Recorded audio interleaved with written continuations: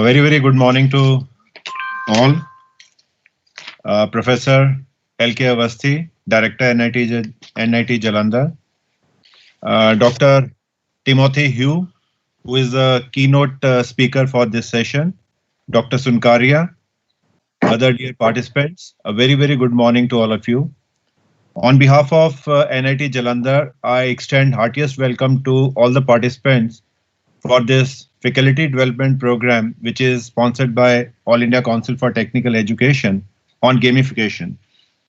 Gamification is something you must be aware of, and even in case you have not heard of gamification, so these 5 days you'll get ample opportunities to learn about gamification, about various applications. So our department ventured into this domain about 4 to 5 years back, and since then we have started a UG program, UG course in gamification. Then we are doing a couple of projects in the space of gamification with outside agencies in the domain of healthcare and in the domain of water conservation. And although gamification course, it stands at the intersection of psychology, business, and technology.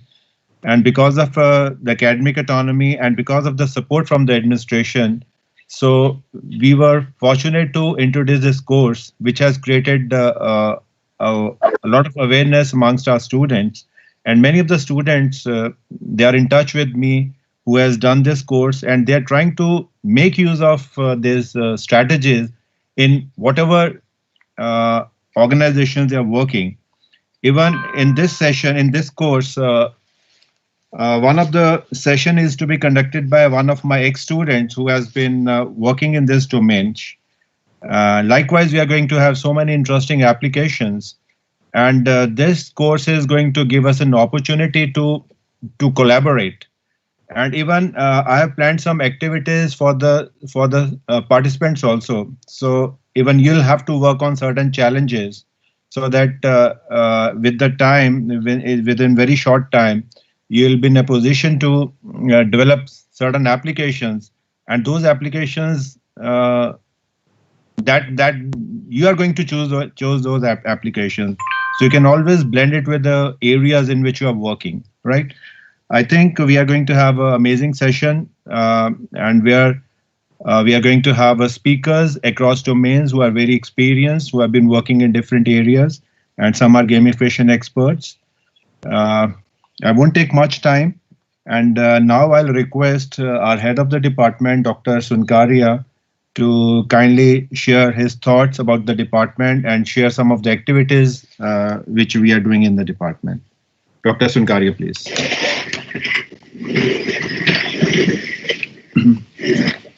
Good morning, sir. Good morning to all.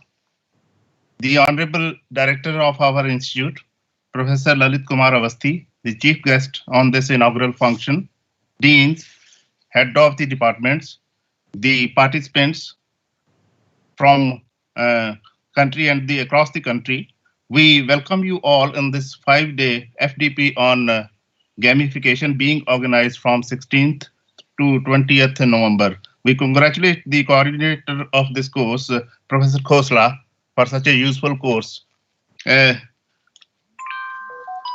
The Department of Electronics and Communication Engineering started its bachelor program in Electronics and Engineering in 1989 with the intake of 30 students. The department has strongly committed 14 faculty members at present in all the cadres, with a mission to serve the nation and the world by graduating proficient, knowledgeable engineers in the field of electronics and communication and related areas through constant interaction with the research organizations and industries. The Department of Electronics and Communication Engineering has grown tremendously over the past 2 years. At present, the department offers BTech program in Electronics and Communication Engineering to master's program MTech in ECE and MTech in VLSI design. The PhD full-time and part-time program is being offered in various fields such as biomedical signal and image processing, digital signal processing and its applications, VLSI design, emerging technologies, advanced communication engineering, autism, antenna design, microwave engineering, and RF circuit design. The placement in the department have been very excellent and have been more than 90%. As on date, 27 batches of BTech, 13 batches of MTech has passed out, 32 doctoral theses have been completed, and 41 PhD theses are in progress at present. The alumni of the department is highly supportive and involved in the department's growth. The Honorable Director of our institute, Professor Lalit Kumar Avasthi, has always been supporting, encouraging, and motivating us to take up innovative research works contributing towards national development. The department has a strong focus on research and development, and the faculty members have been actively involved in a number of research projects with total funding more than 4.5 crores. These research projects are in areas of biomedical signal and image processing, VLSI design, and solid-state devices. The department has been actively involved in organizing workshops, short-term courses, and conferences, with more than 20 short-term courses being organized, and recently international conferences have also been organized during COVID-19 lockdown with all encouragement from our Honorable Director. With more than 400 publications, reputed journals and conferences, the department is very focused towards realizing innovative ideas and novel research conforming to the Government of India's Atmanirbhar Bharat. Now, I welcome to our Director, sir, to say words of wisdom on this inaugural event. Thank you, sir. Good morning and greetings from NIT Jalandhar. Dr. Sunkaria, Professor Arun Khosla, I would like to put on record my appreciation to Dr. Khosla because this is the only one course on gamification out of 500 courses approved by AICTE. So excellent effort and good work being done by ECE department. The institute, there's NIT Jalandhar came as Regional Engineering College Jalandhar in 87. Since ever its inception, the goal of the institute has been excellence in technical education in particular. So we are now offering 11 undergraduate courses in almost all disciplines of engineering and technology. We are offering 16 MTech programs. We are offering a PhD in almost all branches of engineering, technology, science, and then management. The institute, am I audible? Audible, sir. So the institute has many latest developments, all good work of my faculty, student, and staff. The institute has been ranked 52nd among more than 13,000 institutions in the country. And we are in A band as far as ATAL innovation ranking is concerned. So congratulations to all faculty, student, staff, and for their good work. The institute research contribution can be seen that since last 10 or 11 odd months, the institute has more than 500 SCI and Scopus publications. So excellent work. And then the faculty members and students have filed more than 30 patents and designs. So there have been exponential growth, not in terms of only students, but faculty, number of faculty members, as well as in terms of the research output of the institute. Coming to this topic, gamification is the application of game design elements and game principles in non-gaming contexts. It can also be defined as a set of activities and processes to solve problems by using or applying the characteristics of game elements. Gamification commonly employ game design elements to improve user engagement, organizational productivity, flow learning, crowdsourcing, knowledge systems, physical exercise, etc. A collection of research on gamification shows that majority of studies on gamification find it has positive effects on individuals. Gamification can be used in different areas, as has been told by Professor Khosla already. And the department at ECE, Electronics and Communication Department at NIT Jalandhar has been making good effort. They have started the UG program, UG course in the domain of this gamification. Many UG, PhD doctors, scholars are working on application of gamification in healthcare, energy conversion, learning and water resources in collaboration with different government agencies. That's excellent contribution.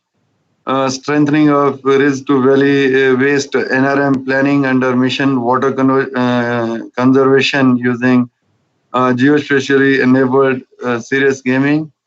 Gamification based green movement for campus and beyond. The NIT Jalandhar is doing in collaboration with the environment. Then development and evaluation of serious games for type 1 diabetics, and many more such efforts are going on in that department. The gamification market size is projected to grow to US dollar 9.1 billion in 2020 to USD 30.7 billion by 2025 at a compounded annual growth rate of 27.4%. So there is a lot of scope in gamification, and it is not that commonly used word or subject being taught. So I congratulate Dr. Khosla for taking this initiative and making it more common, bringing it close to many researchers so that they can look into what West is there. I had one of my student who was working on some optimization problems. We tried to use the principle of gamification there as well. So with this word, I congratulate Department of Electronics Communication, Dr. Sunkaria, Dr. Arun Khosla, and I hope it will be going to be a good learning experience to everyone who is connected. I put my record my appreciation to Timothy Hugh, who is an expert in the area of gamification and will be deliberating with the participants. With this word, I congratulate organizers and wish everyone connected will be in good health during this pandemic time. Thank you. Jai Hind, Jai Bharat. Thank you so much. Thank you, sir, for your encouraging words. So now I'll request Dr. Hugh Timothy for the session. Before that, I take this opportunity to introduce Dr. Hugh to the participants. So Dr. Hugh is Associate Dean, Research Higher Degrees. He is Associate Professor in Human Communication, Development and Information Sciences, Hong Kong University. And his research interests are online pedagogy, instructional design, e-learning, blended learning environments. And he got the award for the best paper in IEEE International Conference on Teaching, Assessment and Learning for Engineering. And he is handling a couple of research projects in the domain of education technology. And he has a very impressive publication profile, all in the domain of education. And I extend heartiest welcome to Professor Hugh. In the morning, I was discussing with Professor Hugh, we all are facing difficulties in the classroom because the students' engagement in the classroom is very, very poor. So with the coming of internet, they feel that going to the classrooms, they are not important. So Professor Hugh is expert in online pedagogy, and he is going to share his experience about the role of gamification in improving the engagement, especially in the classroom and more specifically in the online learning setup. Right? Over to Professor Hugh. Welcome, sir.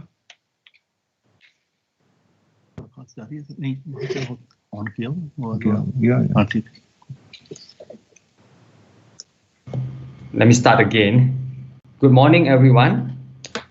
Thank you, Professor Awasthi, Director of NITJ, Professor Khosla, FDP Coordinator, and Dr. Kumar Sunkaria, the head of department of ECE, for your kind invitation to me to speak this morning about introduction to gamification, what makes it work.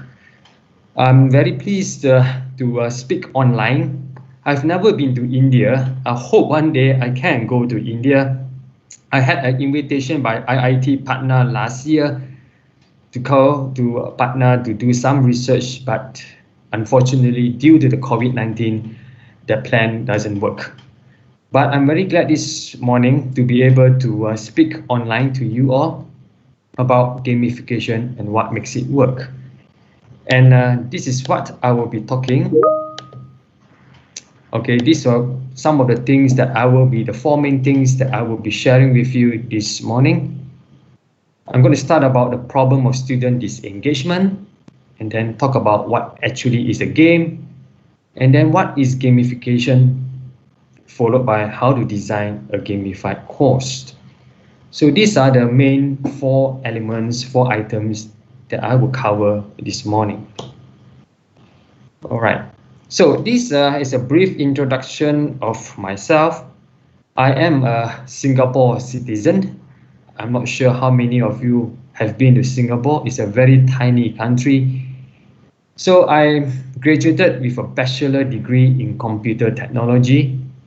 Now it is called computer engineering from Nanyang Technological University, or NTU for short.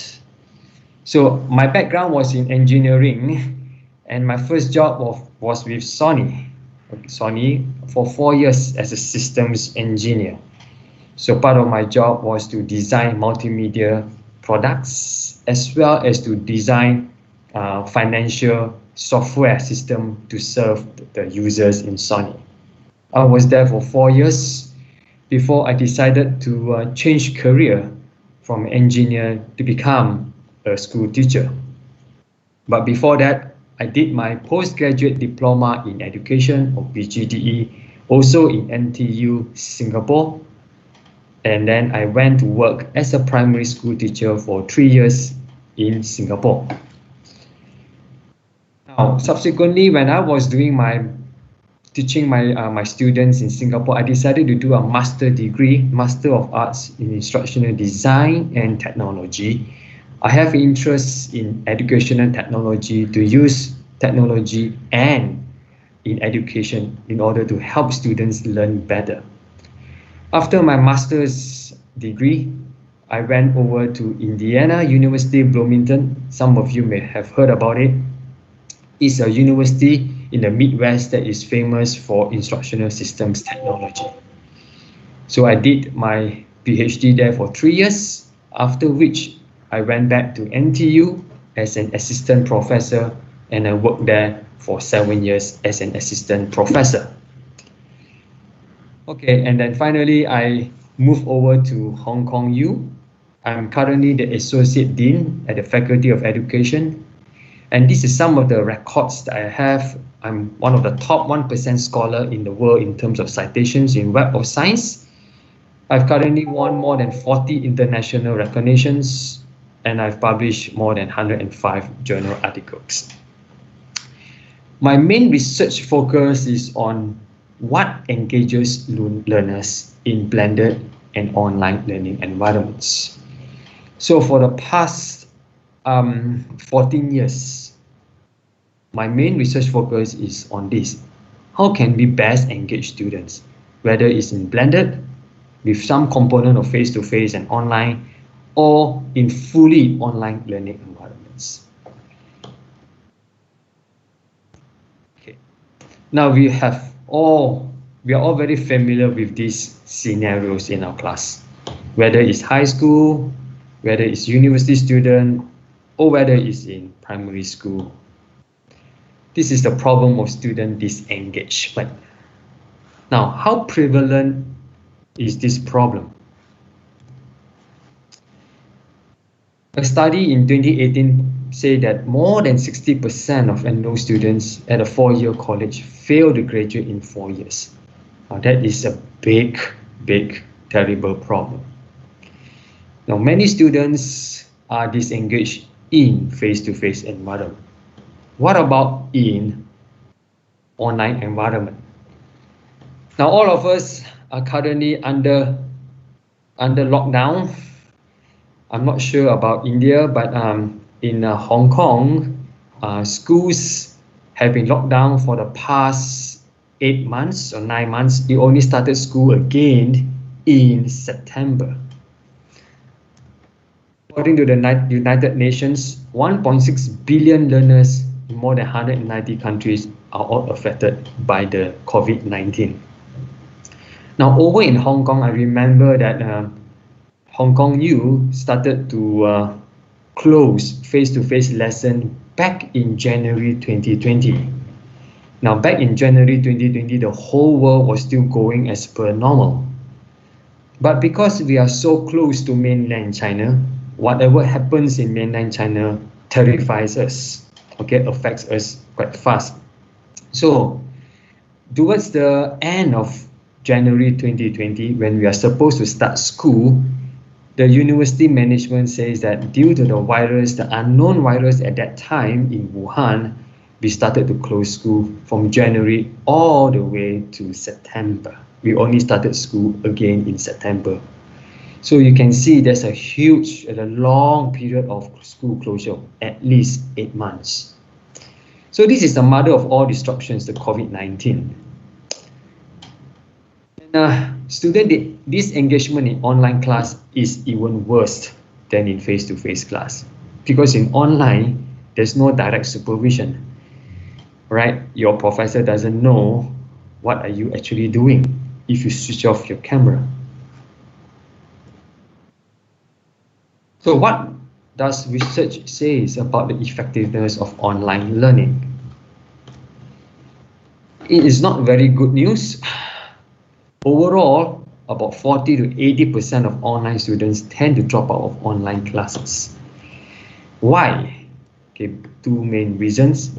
There are more distractions in online learning. Now, even when I'm talking right now, I'm not sure how many of you are checking your email or looking at your handphone right now. So there are more distractions in online learning compared to face-to-face. And online learning is very self-driven. Now, not all students are self-driven or self-directed.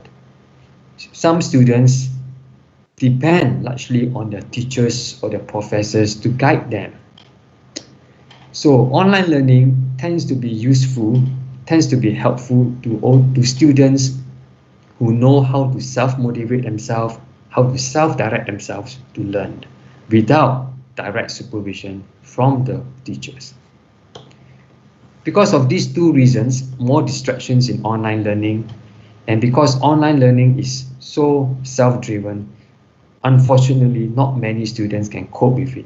And it's therefore not surprising that many more students are disengaged in online classes. So according to the former Hong Kong finance chief, he says that COVID-19 won't last forever, but online learning here is to stay. This is called the new normal for education, which I think it is also true. It also applies in India, that even when COVID-19 is over, I believe that online learning will still play an important part in India as well as all around the world. So the billion question right now that we face is this: how can we engage students in face-to-face or online learning, particularly online learning? I know that I will be giving another talk on flipped online classroom tomorrow. So I will not talk much about flipped classroom at the moment. So for today's talk, I will basically concentrate and focus on gamification. Now, how can we engage students? So before that, we need to understand what do you mean by this word engagement. Now, many people, when I ask them, how do you define engagement? Surprisingly, not many of them could actually explain clearly what engagement means. This term can be very, very weak, can be very, very general. But in order to understand student engagement, we need to define engagement. So I'm going to show you a diagram. All of us want students to successfully graduate. Okay, In order to graduate successfully, students must learn the content well. So successful learning will affect successful graduation. But what impact successful learning is the engagement itself. This engagement can be divided into three actually specific types of engagement. Okay, the first is behavioral engagement. In other words, are your students participating or contributing in the course activity? So for example, if I conduct a class, I ask the students to, before you come to class, please finish this homework. So if the students are behaviorally engaged, the students will finish their homework. So the first kind of engagement that we are looking at is, do the students behaviorally do the work that you ask them to do? So this is one element or one important component of engagement. Are they willing to do the work that you ask them to do?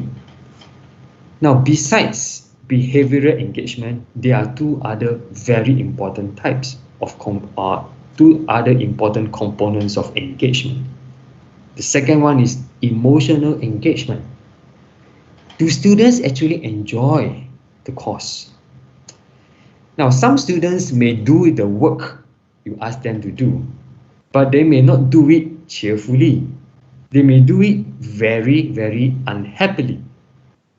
So in this case, although the students actually do the work that you ask them to do, but they have no joy, they have no satisfaction in their work. Now, students who are dissatisfied with the work will not do well in the long run, because all of us human beings are emotional human beings. We have feelings, we have our own joy, satisfaction, and if we don't enjoy doing something, we may go through the motion, but we will not last in the long run. And besides behavioral engagement, emotional engagement, there is one more component of engagement that is very important, which is cognitive engagement. Do they actually understand what they are doing? Now, it doesn't matter if the students enjoy the work, and it doesn't matter if the students do the work, but at the end, they fail to understand. So we want students to do the work, we want students to enjoy the lesson, and we also want them to learn, actually learn, a deep learning of all that they are being taught. So when you talk about engagement, I want to expand your perspective. Engagement is not just about getting students to do work, although that is important. But engagement is also about their feelings. Are they satisfied in doing the work? And engagement is also about, do they actually understand what they are learning? So when we talk about engagement, we're talking about these three components: behavioral, emotional, and cognitive engagement. So for the past 14 years, I have been conducting research to understand how technology can help us to behaviorally, emotionally, and cognitively engage students, whether in face-to-face or fully online. And you must understand that engagement doesn't stand alone. Behind engagement, there is motivation. Okay, so the motivation would drive engagement. Engagement would drive successful learning. Successful learning would drive successful graduation.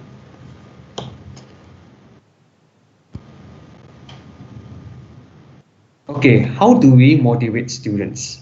Right, we talk about the importance of motivation. So what are some of the ways we usually do to motivate our students? Okay, first thing that we usually use rewards, don't we? Give grades, or we praise students. These are some of the common ways that we do to motivate our students. We also use some sort of punishment, such as warning note. So if students don't do this work, they may get a warning letter from you. So this is a form of punishment. So we have rewards, we have punishment. And finally, what about the use of gamification, which is what I want to focus on this morning in my talk. Now, to understand gamification, we need to understand what actually is a game. So if I were to ask you a question, what are the differences between play and games? How would you answer? What would be your response? So you can see this, there are two young children on the left hand side. They are doing something with the sand, right? Are they playing or are they participating in some form of a game? And what about the picture on the right hand side? Is some sort of a board kind of a, is some sort of a board thing. And what are they doing? Are they playing or are they engaging in a game activity? So there is an important difference between play and games, and we need to understand what actually is a game.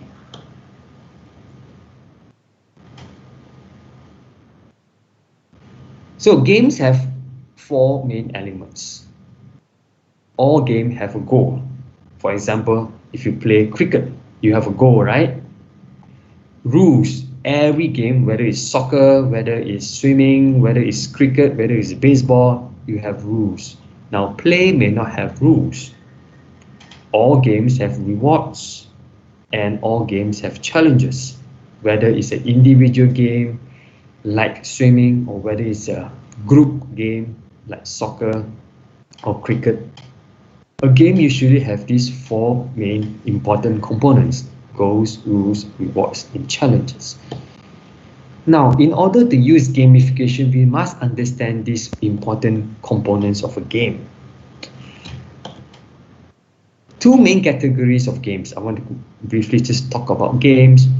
Okay, the first one will be entertainment game and serious games. Okay, entertainment games would be something like is to entertain people. Adventure games would be one.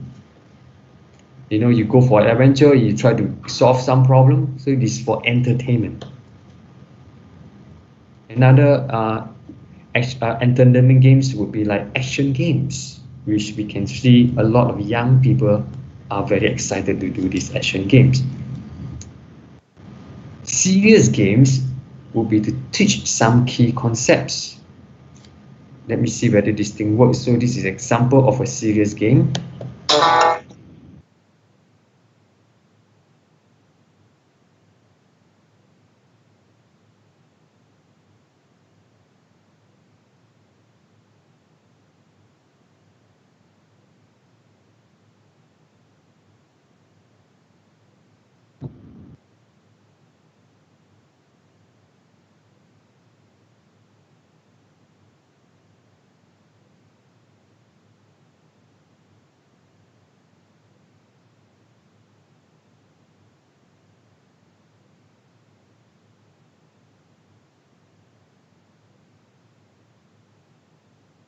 So this is a serious game. Gamification is different from games. It's actually the use of game design elements in non-game context. So the main item here, the most important element that we need to do, we need to understand here is non-game context. You will notice that all other games, entertainment games and serious games, they are designed in a game context. Okay, you need game designer, you need videographer, we need graphic designers to develop a game itself. However, gamification, on the other hand, we use the game elements, the important game elements in non-game contexts, such as business, such as finance context, and such as education context. So it's the use of game design elements in non-game context, and this is the main definition of gamification. So let me give you some gamification examples that you can find. So this is a course called Software as a Service, run by the University of California, Berkeley. And this is a discussion forum, and you will see there are things like reputation scores and badges on the right hand side. Okay, scores and badges, points and badges is a game element. All right, and you have something like the most voted. Okay, so you can see the most voted means people like the comment very much and you vote it most. So it's something like a game element. Another example is a course on data structures and algorithms by Aalto University in Finland.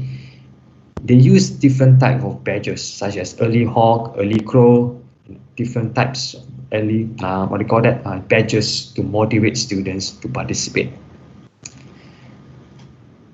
In my old university, my former university, this Professor Daniel Hickey, he awards badges for collaborative engagement. How students collaborate, to the extent how extensive do students collaborate with one another. Okay, so this is what he does. Students comments on other people's project and give an online thumbs up, most helpful comments.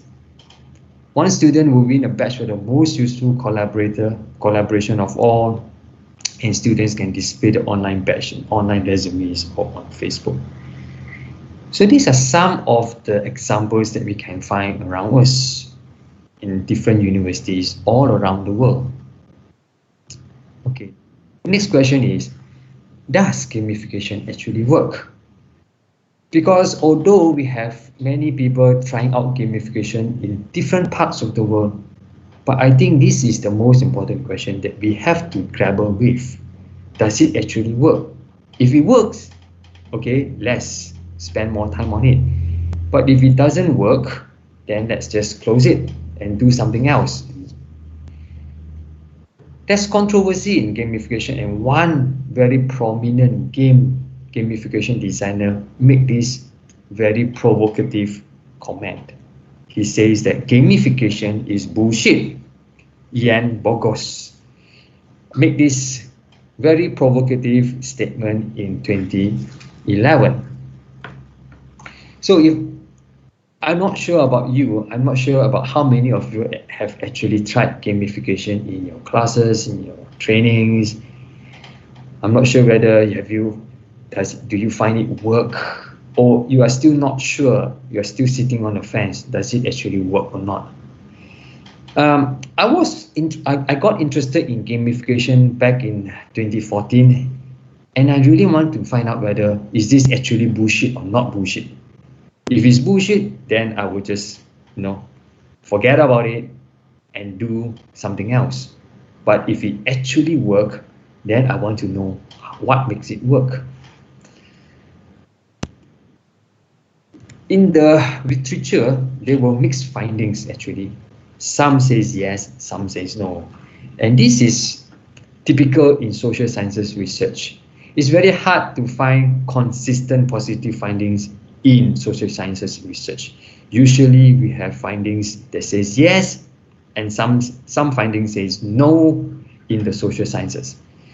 So this is also similar in the field of gamification, where some studies says it is positive, some studies says there's no significant effect of gamification. So let me go through some of the studies very briefly. Now this is a large IT company headquartered in the USA with around 400,000 employees around the world. And each user, which is each employee, adult employee, will get 5 points for contributing each photo or list. Okay, 5 points is like a gamification point. And each user will get 15 points if they contribute a comment, if they say something, instead of just putting up a photo or the list.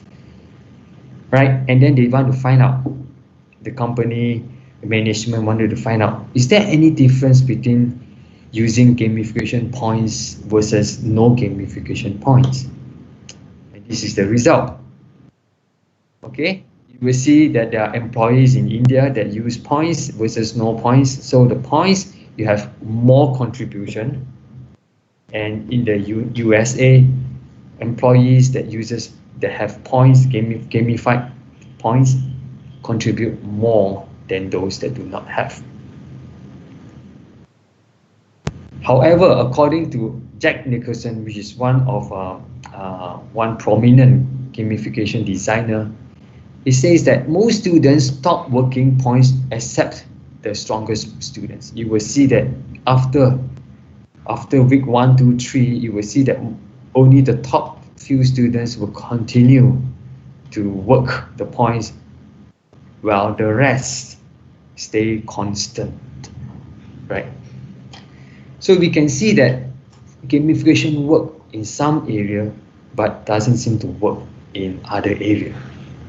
So the question to me is why? Why is it that it works in some area and why it doesn't work in other areas? And how actually can we make gamification works in all areas? So that is the main focus of my research since 2014. And now what can we find currently in gamification in education right now?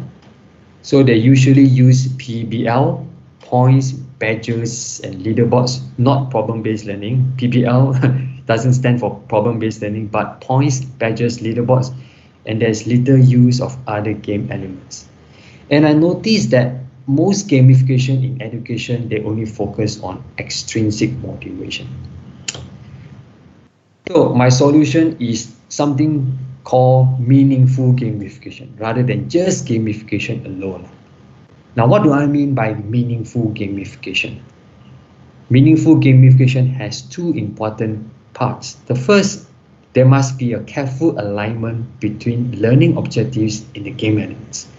I will talk about this later. And second, there must be a careful consideration of both types of motivation, intrinsic or internal motivation and extrinsic motivation or external motivation. You cannot just focus on external motivation and forget about the internal. So you must have both actually. So let me explain a little bit more about intrinsic and extrinsic motivation. So extrinsic motivation, if you are familiar with psychology, refers to behavior that is driven by external rewards, such as fame, money, grades, praise. So anything that comes from outside of you will be called extrinsic motivation. So this is the difference between extrinsic and intrinsic. Intrinsic motivation, when a person is intrinsically motivated, he or she will do an activity simply for the enjoyment of the activity and because it gives them a sense of achievement. So intrinsic motivation comes from inside a human, inside the person, whereas extrinsic motivation comes from outside the person. Now, what affects intrinsic motivation? Now, most psychologists believe that intrinsic motivation is more important than extrinsic motivation. So the next question is, what affects intrinsic motivation? I suggest three most important factors. The first is autonomy or choices. Increasing a person's choices increases their intrinsic motivation. What this means is that nobody likes to be forced to do things. Okay, if you force a person to do things, usually the person is not motivated. So research has found that if you give a person choices, chances are they are more intrinsically motivated to do the activity. And value. The learning must be meaningful to the learner. What you do must be meaningful to you. And you must have the self-belief or self-confidence to do it. All right. So intrinsic motivation is determined by how much you value the activity. Do you value it? And do you have the self-confidence to do it? If you find it meaningful to you, you will be intrinsically motivated to do it. And competence. A greater sense of accomplishment will increase your enjoyment of the activity. Nobody is motivated to do anything if he or she has no competence in it. So as we build our competence, we feel ourselves more intrinsically motivated to do it. So these three factors affect our intrinsic motivation: autonomy, value, and competence. The next question is this. Some scholars argue that extrinsic rewards are harmful. Some suggest that we should not use extrinsic rewards at all. And what do you think? Now, usually I will ask you to share and talk, discuss with people, but since you are online and I know that I don't have too much time, so I will just explain to you what are my personal opinion about this question. So should we just focus on extrinsic reward? Should we just focus on intrinsic motivation and forget about extrinsic reward? So this is my personal opinion. It is too naive to brush off extrinsic motivators as harmful. Now, many of you go to work because we are motivated by the money, by the praise we have.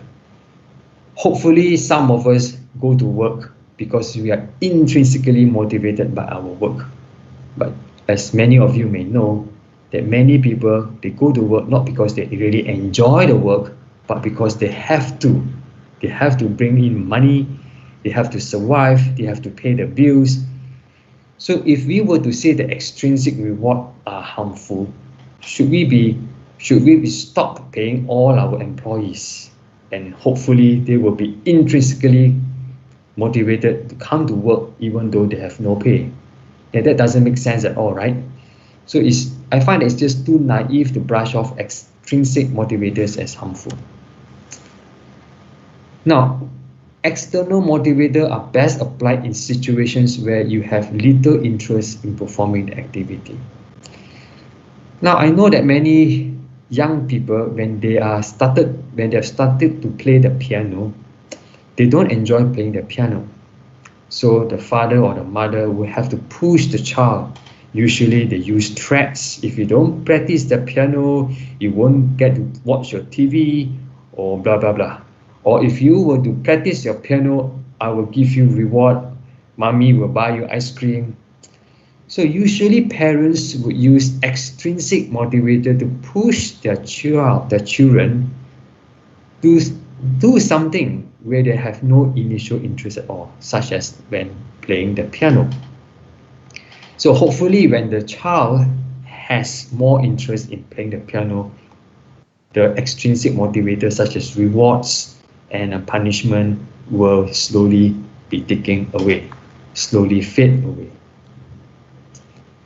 External motivators should be directly tied to performing a specific behavior. Okay, you must be very careful what behavior you want and what external motivator that you want to motivate the user. And in my own experience, in my own research, I find that most individuals, including myself, need both extrinsic and intrinsic motivators to function. Yes, although intrinsic motivators are important, but everybody do desire some external praise, extrinsic reward to function well. So together with my student, I proposed a theory-driven model, gamification model based on 5 motivational theories. Okay, so these are the goal-setting theory, the self-determination theory, flow theory, social comparison theory, and behavior reinforcement theory. Now, as you can see, the first 3 theories, goal-setting theory, self-determination theory, and flow theory, are all related to intrinsic motivators. Whereas social comparison theory and behavior reinforcement theory are related to extrinsic motivators. So I combine both types of motivators, and I use 5 most important and 5 most popular motivational theories. Because of time, I won't actually explain each of these theories. You can do your own research. You can do a Google search on each of these 5 theories to find out more about this. And this is the gamification design model that my student and I have developed, and we have implemented it in a series of different research. So you will see goal, center is goal.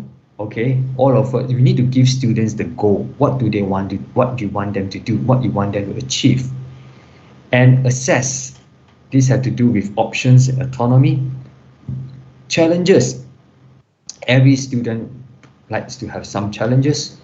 And we also give them the opportunity to collaborate with one another. And most important, we need to give feedback whether the students are doing well or not. So goal, assess, challenges, collaboration, and feedback. These 5 elements made up our gamification design model. And these are some of the game elements that we use, such as points, badges, options, challenges, again challenges, and also leaderboards and progress bar. Now, following this, I will give you example of how we actually implemented this gamification design model in our classes.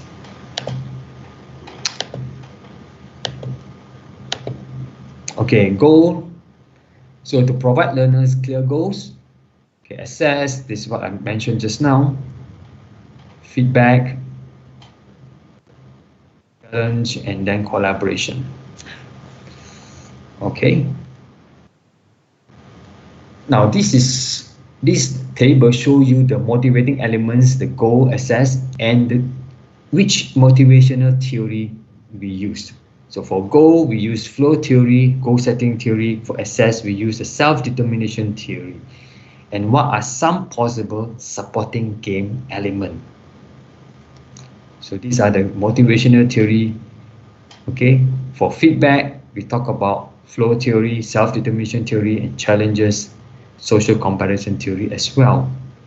And on the right hand side, you can see some of the game elements that we use: progress tracker, badges, team competition, as well as leaderboards. And collaboration, self-determination theory, the sense of relatedness, and we can use supporting game element, give them opportunity to work with their teammates. Right, so far, the results of the GAFCC, the goal, assess, feedback, challenges, and collaboration model have been very, very encouraging. I'm going to show you the first study that we did was a master level course, Master of Science in Library and Information Management, conducted at the University of Hong Kong. We have 2 groups of students. The first is the treatment group, 25 students, and the control group, 15 students. The treatment group uses gamification, but the control group does not use gamification. Taught by the same instructor and use the same learning materials, the same learning assessment, everything else is the same, except that the treatment group used gamification, but the control group did not.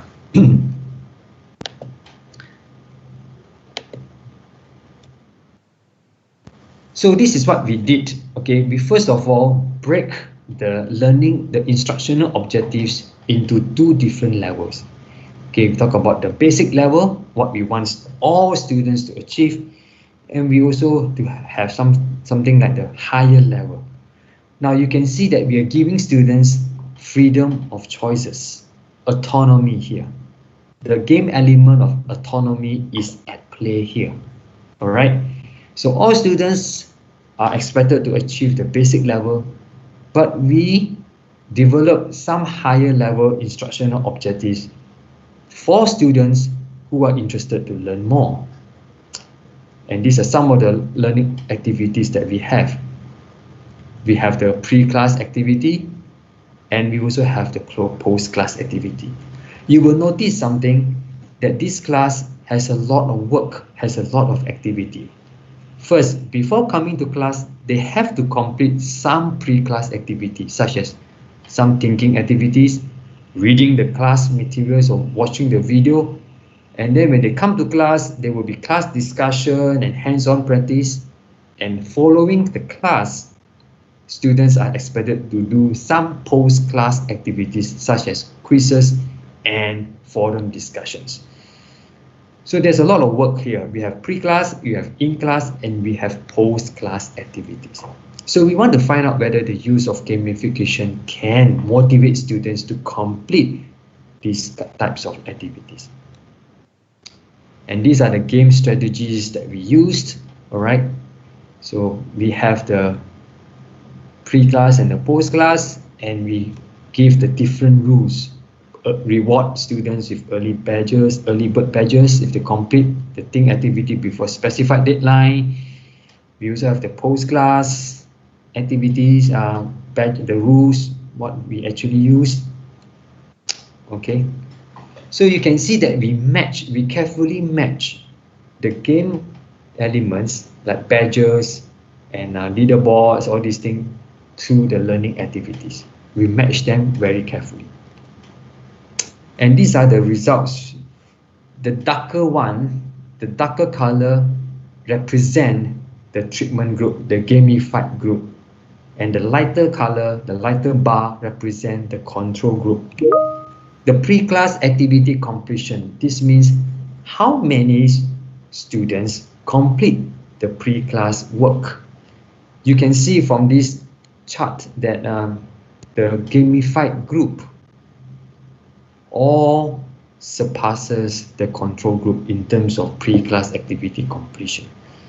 And you can see that towards the end of the class, there will be less and less people in the control group completing the pre-class activity.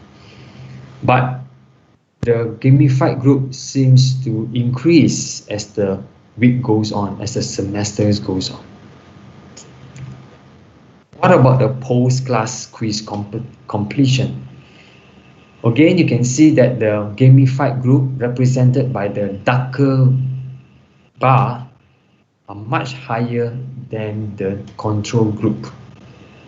Okay, hovering about, you can see that only about 20% of the control group finish group 5, quiz 5, but 80% of the gamified group, 80% of students complete the post-class quiz activity. And the scores, this is just completion, and this is the scores. You can see that there's significant difference between the treatment and group because the p-value is less than 0.05. So quiz 1, quiz 2, quiz 3, 4, 5, you can see the gamified group, which is the treatment group, did much better, did significantly better than the control group in all the post-class quizzes. Right, so these are all significant values. So we were very encouraged by the first study. So we continue to do a follow-up study involving our undergraduate students now. So the first study was the master student, postgraduate students, but the second study focused on undergrad students' behavioral and cognitive engagement. So this was a paper that was published in the Interactive Learning Environments Journal, investigating the effects of gamification enhanced flipped learning on undergrad students' behavioral and cognitive engagement. So I talked about behavioral just now, whether students participate, whether students finish the work, and cognitive engagement, whether students actually understand what they are learning. So we are looking at two dependent variables here, behavioral engagement and cognitive engagement. So this was the first year student, Bachelor of Science in Information Management. We have 48 participants, 48 for the treatment group, as well as 48 for the control group. So this was a 10 weeks long course. And this table shows the intended outcomes. What do we actually want them to do? The rules, the gamification rules, the motivating elements, as well as the game elements. So we will see that these are the rules. Okay, So for example, participation at least 1 day before each course starts will earn an early bird badge, or completing a quiz within 48 hours earns a super efficient badge. So these are the rules that we have, and these are the game elements that we designed. Early bird badge, super efficient badge, movie badge, coffee badge, all the different badges, as well as in this study, we introduced a new game element that was not used in the first study, which is the different levels. All right, level up. So what do you mean by level up? Okay, let me give you an example. So we created these 5 levels, 6 levels actually. Excuse me. The first one is the probationary level, apprentice, so everybody is in this level. And then to move up to level 1, you need to complete 6 flip activities such as pre-course thinking, complete the Let's Ask forum and self-check quizzes. And if you finish level 1, you are considered an information officer. Now to go up to the next level, level 2, you need to complete more activities, 12 flip activities, and so on and so forth. So in order to achieve level 5, which is the highest level, information consultant title, you need to complete at least 30 flip activities. And not just complete the flip activities, but you also have to contribute postings that demonstrate high quality thinking. So we designed the different levels here, again, to give students autonomy to choose. And this is something like a game, right? When you play a game, any of those adventure game or what, you will normally start at the easiest level. And if you collect certain points, you will advance to the new level, the next level, higher level. And in the higher level, you will meet more difficult challenges. And if you're able to achieve certain score, you will go up to another level and you find even more challenges. So we use the concept from games, from adventure games, from action games, and we apply the concept of these games into our course here. So we have level 1, level 2, level 3, level 4, level 5. And with the different titles and with the different criteria. And we let all the students know that these are available for them to achieve. We don't force them. There's no forcing involved here. We don't force them that you must achieve level 3 at least or level 4. No, we just show them this table. Look, this is what we offer you. You can choose whichever level you feel you want to achieve. That's it. Remember, gamification is about giving students choices rather than forcing them to do something which they may not want to do. And we have different type of badges, and I want to draw your attention to 2 types of badges. One is the participation badge. In other words, if the students participate, if the students finish something, you give them the badge. On the other hand, the quality badge is different. Students have to demonstrate high quality posting, maybe more critical thinking in order to get one of these badges. And there's a very important information that I want to share with you, is that when you look at the coffee badge, the movie badge, and the tour package badge, please be informed that we do not give the students actual reward. We don't give the students actual coffee, actual movie, or even an actual tour package badge. No, nothing. It's just a badge with no tangible reward. We want to find out that if we don't give them actual reward, will they still be motivated to do the work?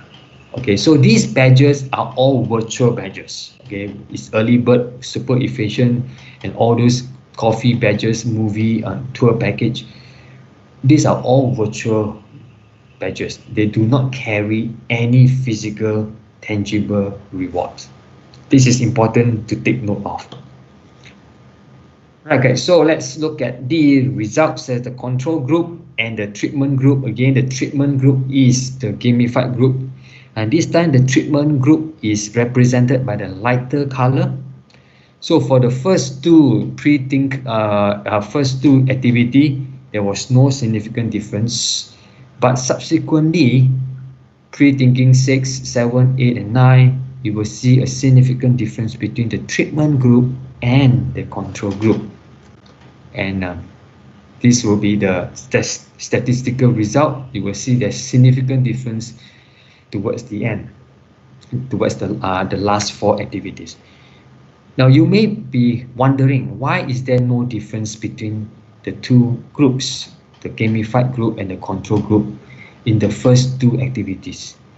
Well, we interviewed the students at the end of the class, and we realized that at the start of the class, students were not sure about the rules yet.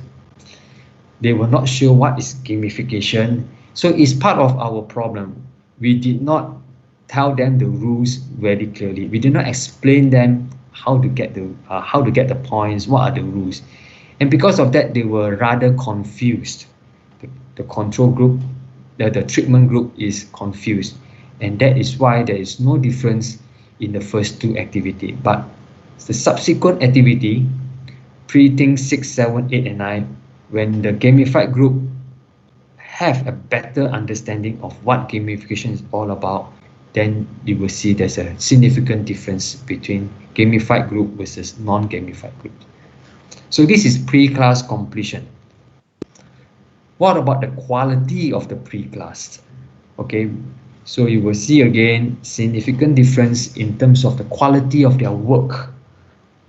In terms of the treatment group or the gamified group significantly outperform the control group. So not just the completion is better, but the quality is also better for the gamified group. We also wanted to find out what about the post-class completion, right? So the lighter bar, the lighter color represents the gamified group. As you can see, the first 2 quiz, post-class quiz, there's no difference. But quiz 4, 5, quiz 6, quiz 7, quiz 8, and quiz 9, you will see there's a significant difference between the gamified group and the non-gamified group. And this would be the statistical result. Again, significant difference between this, between the gamified and the non-gamified group for quiz 4, 5, quiz 6, 7, 8, and 9. So we are very excited to find out that the students have performed well both in the pre-class and post-class completion, as well as the quality of their work. Now we want to find out about students and instructors' opinions. Now I remember when I first started this project, I have to ask one of my colleagues for help. I wanted to use his class, his bachelor undergrad classes, undergraduate students class, because he have a bigger class than mine. He have 48 students. I don't have such a big class. And I still remember he asking me something like this. He said that, what if at the end of this gamified class, the students hate gamification and give me much lower evaluation of my teaching? Now my colleague is a lecturer, and at the University of Hong Kong, after every class that we finish teaching, the students will be asked to complete a student evaluation of our teaching. So you can imagine what will happen, right? If the students give a low rating of the instructor's class. The instructor may lose his contract. The instructor may lose his job. So my colleague was worried whether after doing this gamification, were his students giving a lower rating than before gamification? Well, I have no answer at that time. When I first started the research, I just tell him that I'll try my best, but I'm really using you as a guinea pig. I hope that the students will actually enjoy your class, but this is research. I have no expectation what will come out yet, but I hope you will join me in the research. And he was willing to give it a try. And after everything is over, I interview the students and my colleagues' opinion, and this is what they say. So the formal student assessment reports, the student evaluation of teaching and learning report, which I mentioned just now, the gamified course rated higher than the overall program average, 3.5 points higher than average course, and 7.8 points higher than average teacher average. So my colleague was very, very relieved, and he was very happy that this gamified course did so much better than all other courses in my faculty. And subsequently, when I asked him whether do you want to continue to do this research in gamification, he was very willing to continue. So I'm very happy that the students' reports say that it was higher. Otherwise, it's difficult to convince him again, right? If it's lower than the non-gamified course. So gamification was also endorsed by students in formal feedback. And this is some of what they say. Interview with students. It was great fun. All right, and you can really encourage us to make more attempts. Gamification, I will set up goals each week. I will complete my work early and motivate me to check on Moodle to see how my classmates were doing. So these are some of the students' opinions. What about the teacher? So like I said, at the end of this whole research, I went and to ask my colleague for his reflection. And this is what he says. Overall, there is empirical and theoretical support for the use of the goal assess, feedback, challenge, and collaboration framework. To be honest, preparing the gamified activities took much time and effort. So I need to be honest and to be frank with you that if you want to do gamification well, you need to sit down together with an IT technician, together with an education specialist to really think what you want to gamify. Okay, you need to think about the learning objectives. You need to think about the different activities for each learning objectives. And you need to make the decision to decide which of these activity you want to gamify. And once you do that, you need to think about what type of game elements. Do I just use badge? Do I just use leaderboard? Do I use level? So there are a lot of work. So to be honest, there is much time and effort needed. But once you've done it in the first class, subsequently you can just redo and reuse the class without much time and effort. So initially everything takes time. You need to think of the plan, you need to work with the IT technician, how to put in the game elements, how to put in the automatic recognition of points, things like that. By the way, in HKU, we use the learning management system Moodle. Moodle is a free learning management system, LMS, that we use. And Moodle has a lot of gamification plugin that you can use, such as badges, such as leaderboards. And so we work with the Moodle technician to put all these plugins inside Moodle. However, the increase in the amount and quality of student postings was beyond the instructor's expectation. So in the end, the instructor, my colleague, was pretty satisfied because although it takes much time and effort, but the amount and quality of student work was beyond his expectation. Okay, so he found it rewarding. And it's important to closely align the expected learning outcomes of course with the specified game elements. I think this is one of the main lessons that I want to share with you. That don't start off by thinking about the game elements. Don't start off with that. Don't start off with, do I Do I use badge? Do I use leaderboard? Do I use level?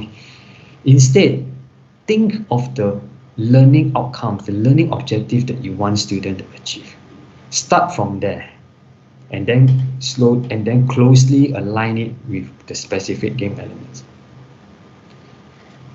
Okay, and that is we are thinking about using further gamification plugins to reduce the workload of instructors and IT technicians. And I think the long-term project will be to work with technicians to develop a more mature gamified platform that can be used by all kinds of instructors from all different disciplines. So in summary, main lessons learned. Gamification can be an effective method to engage students, but it has to be informed by relevant theoretical perspective. So we use our GAFCC design model, which is based on 5 different motivation theory. And finally, we need to have careful alignment between the learning objectives and the game elements. So thank you so much for your time. I'm open for any comments or questions.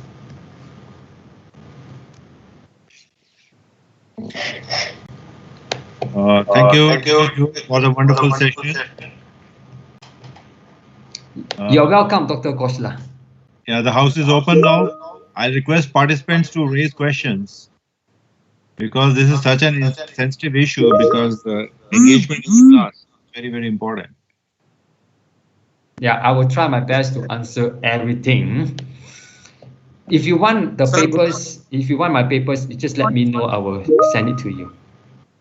Good morning, sir. I'm Professor Devakumar from JNT Anantapur, Andhra Pradesh. Hello. Are you able to hear me? I can hear you. Yeah, sir. So, is there any limitation in the engaging students? Is there any maximum number of students who can engage in gamification? Oh, no, that I heard of.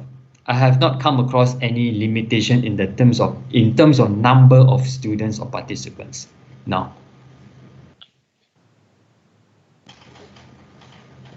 Okay, thank you. Thanks. Yes. Is there any other question from the participants? Hello. Yes. Yeah. Hello. Yeah. Good morning, sir. This is Shahzada here.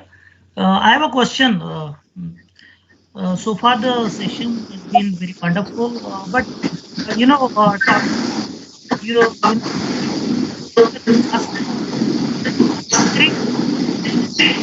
we can't hear you. Can you hear me? Yeah.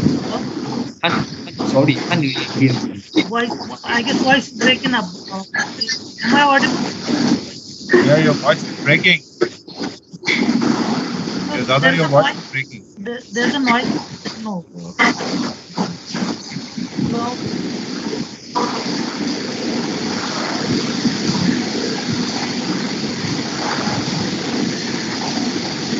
Hello, Arun sir. There's a lot of noise in the background. I don't know. May I request all other participants to mute themselves? Maybe we can look at the chat. If you've got problem, you can use the chat function. And I see that from my side, voice is open, but there is some background noise. Can you please type your question in the chat box? The question, typing the question will, take a lot of time. Yeah. Now voice is clear. Please go ahead. Yeah, sir. My question is related to the student engagement in the classroom. This is a very critical point when it comes to academics. Sometimes we use business simulations, in classroom to engage students, in some real life, giving them the real life situations. How far this can be relevant, but sometimes we have the problems because we always don't have these business simulations available for free, because most of them are very costly. So sometimes can we do some activities? Sometimes I use movies in my classrooms when I teach students. So I use some movie clips to engage the students so that they don't get distracted. Can you please if I can do some little more kind of things like these in my classroom? Can you please throw some light on this? So what exactly is your question? You were saying that you have problem with simulation because not all of them are free. Yeah. Yes. Well, okay. When I think you need to be clear that when you use simulation, you are actually helping the students to learn certain content better, right? I believe so. Some engineering concept you want to use simulation so that they can see how the processes are working. Yes. Simulation is very different from gamification because gamification is to deal with human motivation. So, for example, you may have some simulation there, but students may not be motivated to watch the simulation, something, let's say. And you can think of using game elements in a way to motivate students to do the simulation. But I don't think you can substitute simulation with gamification because both has to do with different things. One has to do with motivating students to do an activity, which is gamification. Simulation, on the other hand, is to help you understand maybe certain content better. So I think you need to know what is actually you want to achieve here. So if you have, for example, if you have students not motivated enough to do the simulation, then you may think of using gamification to motivate the students. Okay. Thank you. Excuse me, sir. This is Dr. Tashi from Central University of Jharkhand. Sir, I have a small question. You have talked about three different types of engagement of Right. students in the classroom. So, what is the exact difference? Yes. What's the exact engagement? So, because this emotional and cognitive look somehow similar in their concept. So, can you just differentiate the exact difference between these two, emotional engagement and cognitive engagement, sir? Oh, okay. Thank you for your question, Dr. Tashi. Emotional engagement has to do with your feelings. So, for example, your student may come to class. They may do the work that you ask them to do. But do they actually enjoy doing the work, completing the activity? You know that there are students who do the work, but they do not enjoy. So they just want to finish the work and get on with their life. So in this case, although the students is completing the work, they are not emotionally engaged. Okay, so that's one. The emotional engagement has to do with the feelings, whether they are enjoying the work, whether they feel satisfied with the work, with the class. Now, cognitive engagement has to do with the word cognition, which is your thinking. Okay, in other words, do they actually understand what they're doing? Now, in my own classes, I have a lot of students who do their work, but when I question them, I ask them more questions, they can't answer me.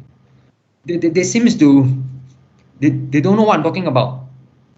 It seems that there's something they don't understand, although they do the work. There are students like that. So cognitive engagement simply means do the students actually understand what they are learning. So the difference between emotional has to do with the feelings. Cognitive engagement has to do with do the students actually understand, can they apply what they learn in the real world, for example. I hope that answers your question. Thank you so much for clearing that doubt, sir. And it was very informative lecture. Thank you so much, sir. Yes. Yes. Any other question? Very good morning to all. Yes. This is Dr. Biswas from Central University of Jharkhand, Ranchi. So, as during your lecture, you have mentioned that there are certain five. You have shown a circle of 5 activities that you can engage the students. So, how you can ensure So using that 5 elements, that will ensure the engagement of students in the classroom, because when you are using certain virtual learning process, in that we never know how much concentration students are paying. And another side, okay, you mentioned sometime that we must organize certain quiz and all these things. So that is obviously that is objectives. So objectives means, okay, that you can click any questions answer. So without knowing anything. Now, if there is such certain kind of subjective matter, then there is a challenge of writing. So when you are organizing quiz and all, then how you will measure the concentrations paying by the student in the class? So what would be the tools that we can use? Thank you. Good question. Whether you actually students concentrate, we measure how. Okay, we do not directly measure how much they concentrate. We measure the output of their work. So okay, let me explain this. We give students the different activities they do. Okay, so we give them choices to do. So when students do it, that means they fulfill the requirement. Okay, that is one criteria we measure. In other words, students are supposed to do. So the first question we want to measure is, do they actually do it in the first place? Okay, yes or no. So that is very clear-cut behavioral engagement. Do they do it? Yes. If they do it, yes. If they don't do it, no. So we use badges to motivate them. But however, we realize that some students may do it in a very superficial manner. They don't take the work seriously. So we also measure the quality of their work. So you can use quizzes. You can also use a rubric. In our case, we use a rubric to measure their depth of their thinking. Okay, so they are given questions that they need to respond to in the forum, and we can measure their responses and see whether their thinking, the quality of their thinking, is it surface or is it in depth? So we use a rubric from the literature to measure. So that is cognitive engagement. And we can use some sort of gamification like quality badges to motivate them. So to answer your question is, you need to find out what measurement you want them to use. So we measure whether they do it or not. That's one thing we measure. We measure the outcome. Okay. In other words, the quality, their scores.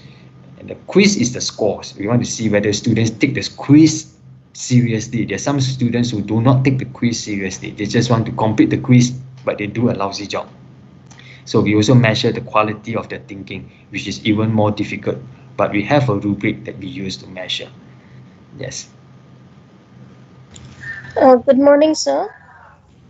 Yes, good morning. Yeah, sir, you just explained. Upon your explanation, I have the next question actually. See, there are a few groups of students that we have in class.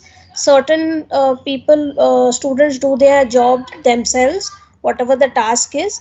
There are certain who ask for help, and there are certain who copy the content. So I would just want to know whether you have faced such a situation in your research, and how did you sort of solve the issue? Yes, very good question. Yes, students in Hong Kong are also the same as students in your university. There are some students who want to copy and paste other people's work. So again, we have a measurement. We have an instrument, a rubric to measure whether students simply just agree with one another without contributing new ideas or bringing new evidence. So we need, the measurement is so important. I didn't have time to talk about the measurement, but I have if you want the measure, I have a survey to measure their behavioral engagement, their emotional engagement, as well as the cognitive engagement. There's a simple survey. But beyond that, we develop our own rubric to measure the quality. Like I said, the quality. Do the students simply copy and paste on somebody else? Or do the students have original thought in it? So students who have original thought, we want to motivate students to have original thought. I think everybody wants students to have originality. So we create other game elements to actually motivate them. Okay, if you exhibit, if you demonstrate originality in your thought, okay, you will get this, maybe this type of reward, this kind of badges, maybe this type of points, and we do that too. So it depends on what kind of outcome you want the students. That's why you start off by the learning objective. What is it that you want your students to achieve? Okay, from there you work backwards. Okay, I want my students to have high quality outputs. So what kind of game elements you can use to motivate them? I think if you work like that backwards, then you can design a pretty effective gamified course.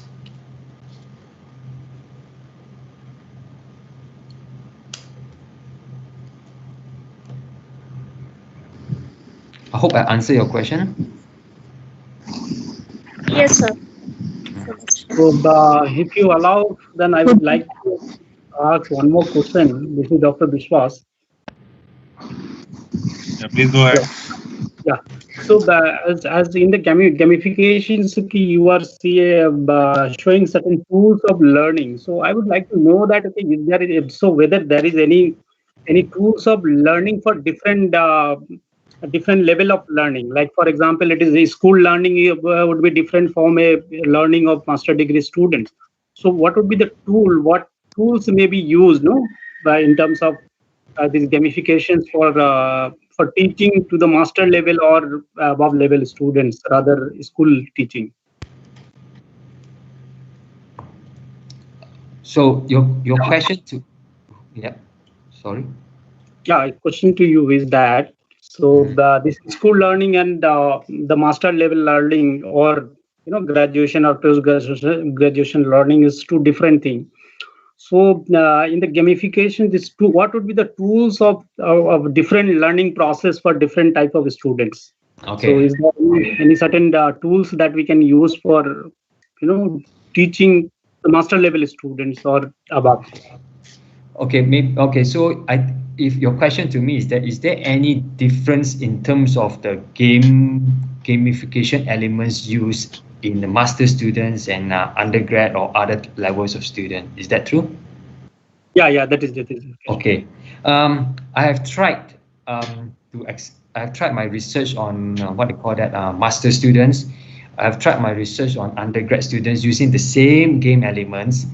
I have also tried, I did not present in this talk, one of my students under my supervision did gamification in primary school using badges and leaderboards. So far, there is no big difference in terms of the gamification elements used according to based on different type of student level. So the one that was done in elementary school, it was a primary 1 and primary 2, primary 3 and primary 4 in a local Hong Kong school. And he uses a platform called Class Dojo. Class Dojo, maybe I can type here if you're interested to find out Class Dojo in the, okay. And this Class Dojo allows the teacher to use badges and also leaderboards, and which is the same as what we use in our master's level and also our undergrad level, although the platform we use is different. The platform we use in HKU is Moodle, but the platform used in the primary school is Class Dojo. But even though the platform is different, the game elements are the same and the motivation theory are the same. So my personal opinion is that it doesn't really matter the student's level, but what matters is that you need to define what is the objective that you want the students to achieve and what elements.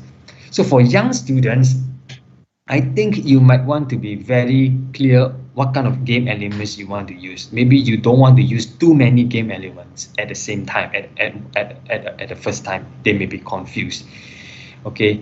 At a higher level, you can introduce more game elements. So one game element that my students, my PhD student and I are trying right now is to use the game element of gift, G-I-F-T, gifting. I think not many research has done this, and we want to try out whether the use of gifting is also something meaningful or not meaningful to the students. Yes, I hope I answer your question. Yeah, then ever you applied for any comparative study of learning from different countries' perspective? Like, Hong Kong perspective would be different from India's learning process. So, ever you applied this thing for a comparative study anywhere? I'm not sure whether the learning process would be different, because most students do have intrinsic and extrinsic motivator to learn. So as long as we understand what are the intrinsic and extrinsic motivator to learn, I think we can apply gamification equally well, regardless of whether they are from different countries. Thank you very much. Good morning, sir. Yes. Yeah, this is Dr. Jayashree Indran from Rajagiri College of Social Science, Cochin, Kerala. Right. Sir, I have a doubt. Actually, gamification means including some gamifying elements in whatever methodology of teaching, or gamification itself has a different application. I actually missed your 20 minutes, first initial minutes of 20, because I was engaged in 9 to 10:30 class. So I couldn't connect with this class. So was there any difference given, or just including the elements of gamification is enough in any pattern of teaching? Oh, so your question is gamification enough in any types of teaching? Is that true? Yeah, that is what I asked. Okay. So far I have tried gamification in different contexts, such as masters and undergrad, and also tried in primary school as well as secondary school. The result seems encouraging as long as you are careful how you apply it. Okay, let me just summarize. You need to understand, first of all, what are your learning outcomes? What do you actually want them to do? Your learning objectives, your learning activities, and you need to understand the students' extrinsic and intrinsic motivator. Okay, so if you understand the psychology behind it of motivation, then you can use the different game elements.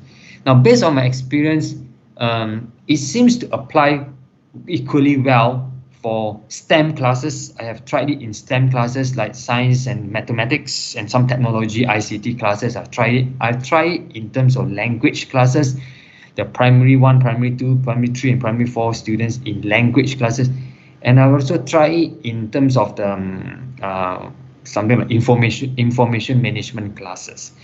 So I can quite confidently say that gamification can work irrespective of the specific subject discipline or teaching you are actually teaching. It transcends the what they call it, the specific discipline, right? And I can share with you one. Let me see.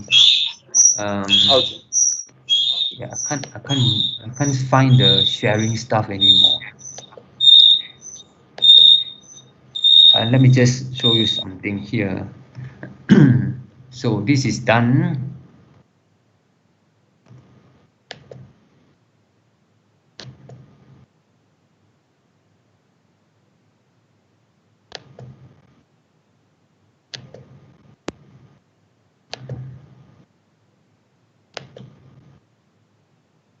Okay, I'm going to show you one recent publication that I have. This one. Can you see it? Yes, sir. Yes. Yes, this one is a. Now, this is quite recent study. I just published it. What do you call that? This year, and I did. The question is, does gamification improve student learning outcome, irrespective of all types of teaching? And I did a meta-analysis. I'm not sure whether you've heard of meta-analysis. Anyway, I did a meta-analysis of all kinds of educational contexts. And this was the main finding. Okay, I'm going to show you the main finding here. Here. I just highlighted this one. Yeah. The mouse is not working so good. So the results show an overall significant medium effect size in favor of gamification over learning without gamification of 0.54 all across various educational settings. So to answer your question, yes, it works. Overall, Okay. there's a medium effect size of gamification across different education settings. So whatever may be the pedagogy of content or tools that we use, only gamifying elements are required, and those elements are successful across. Yes, you need to apply it successfully first. You must be careful how you apply it. If you apply it successfully, it will work like that. What the research says, it will work. Okay, sir. Okay, thank you so much, sir. And the session is very interesting. Thank you for giving such a session. Thank you so much. Oh, you're most welcome.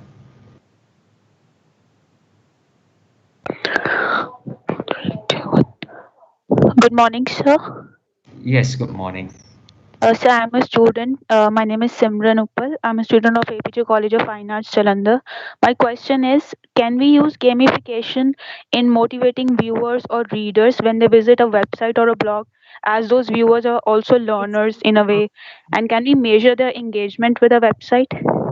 Yes. To answer your question, that yes, you can do that.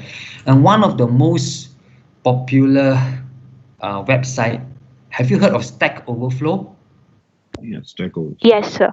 Yeah, heard of Stack. Yes, sir. Stack Overflow, the engine behind it is based on points, leaderboards, reputation. It's all gamified. Yes, sir. Yeah. So, and many years ago, back in 2014, one of my students interviewed some of the top contributors in Stack Overflow. Of team building activities in the classroom, which has, as you mentioned, challenges, results, and goals, etc. Can we say that this team building activities can be a part of gamification? Yes, of course. But you need to give them some sort of what kind of reward that you need to think of. You can have goal assess feedback challenges team. It can be used, but you need to think of what kind of rewards that you need to motivate them with.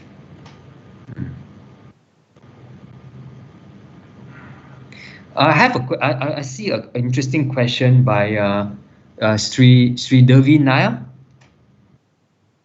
about. I'm not sure whether he's still around. About the moderating effects of personality on effect of gamification. In the literature, there are some findings that says that gamification will be more effective depending on the type of player, the type of user. Now, for user who are more competitive, okay, if you use leaderboard, you can help to motivate them more. But for users who are more like collaborative nature, they're not really want to compete, but they are more interested to work with one another. You need to have team building or team collaboration element more. So it depends on the student, the user player personality and the type of game element you use. So my advice would be, when you gamify a course, when you do gamification, it's best to use different types of game elements, because when you use different type of game elements, you can more or less cater to different type of personality. So for example, if you only use leaderboard, you may drive away students who are less competitive. I think that would be my response to that question. Okay, thank you.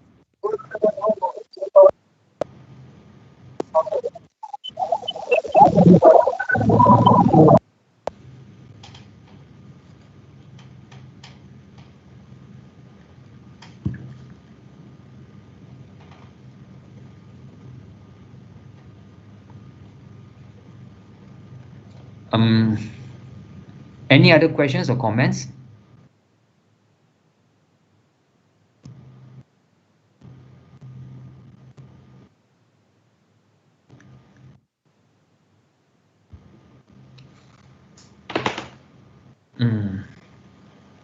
Am I still online, or can you hear me? Yeah, you are online, and you are online. Suddenly there's a So complete silence. this is a problem. So if you allow, so this we can have a discussion on that as long as that organizer is not intervening. Oh, So it's okay. so that Okay. as you see that from your side also you are not aware about that whether you are audible or online or similar things also happening for other participants also. So can you Oh. hear me? So in that conditions, when we are using this virtual class and all, so how you can, and then on the other hand, you see that artificial intelligence are having, not having that emotional attachment, that you can't create an emotional attachment with the students. And though we are in the same, same screen, but we don't have that human touch with the students or the emotional attachment. That how we can develop that emotional attachment through this artificial intelligence. That Tomorrow I'll be talking. I'll be talking about online flipped classroom. I will try to talk a little bit more about how do we create emotional engagement over on that. We want to understand what are other game elements that we have not tried yet.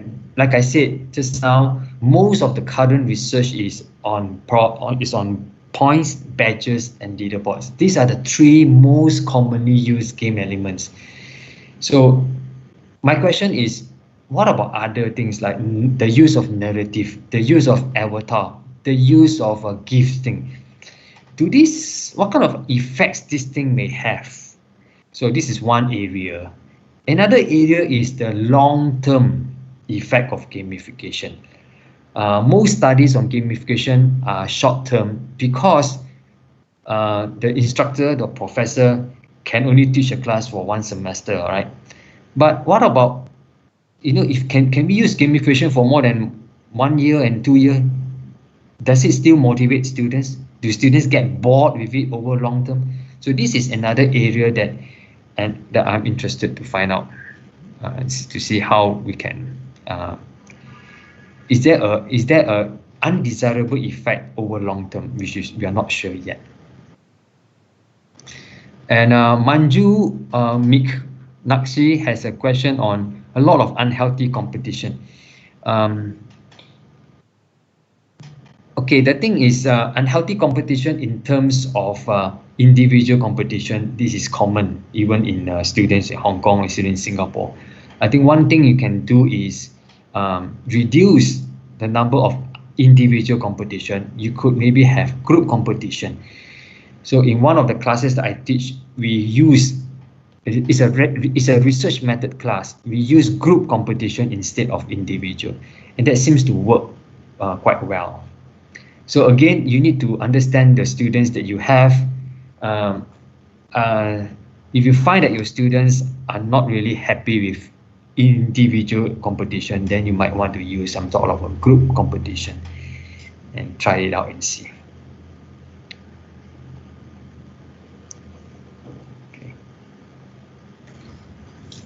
Sir, if our subject is more numerical based, then how will gamification come to help?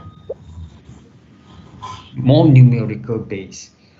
You see, whether it's numerical based or whether it's social science based, what are the learning outcome you want them to measure? Do you want them to, for example, you can,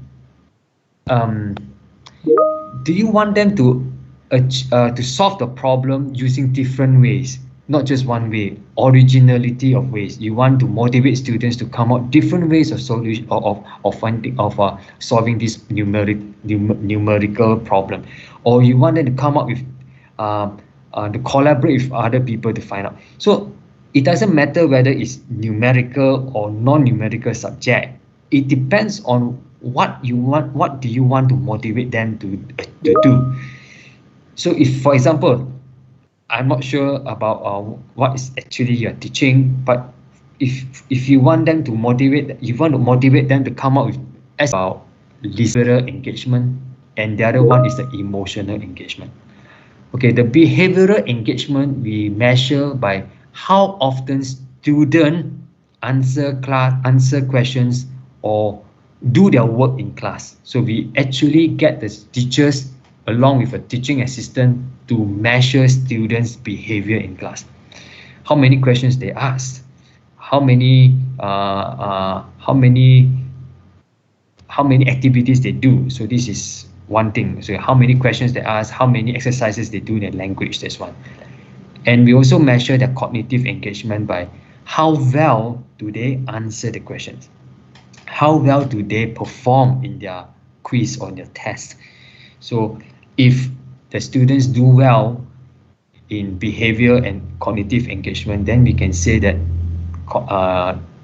gamification has been effective in this case. So this is what we did when we measure the effectiveness of gamification in the listening and the oral class. Deepak has a question: is there some standard? There is no standard. Different instructors may use different type of platform. For language teachers, you might, for primary school or secondary school, you might want to start with something called the Class Dojo because they have some gamification elements. I'm not aware of a standard tool for that. Most likely you need to get a free tool like Moodle and get in the plugin for you. And then I'm currently developing one gamification platform. It's still in so-called beta testing, not fully yet. That platform that I'm developing with my student allows you to use quizzes, allows you to use discussion, things like that. So when it works, maybe I can share it with Dr. Kosla, and then maybe you can ask him.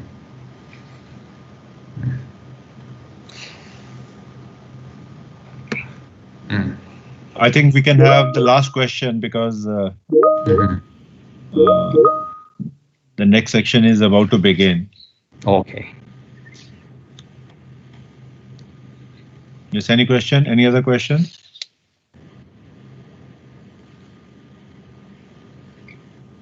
All right.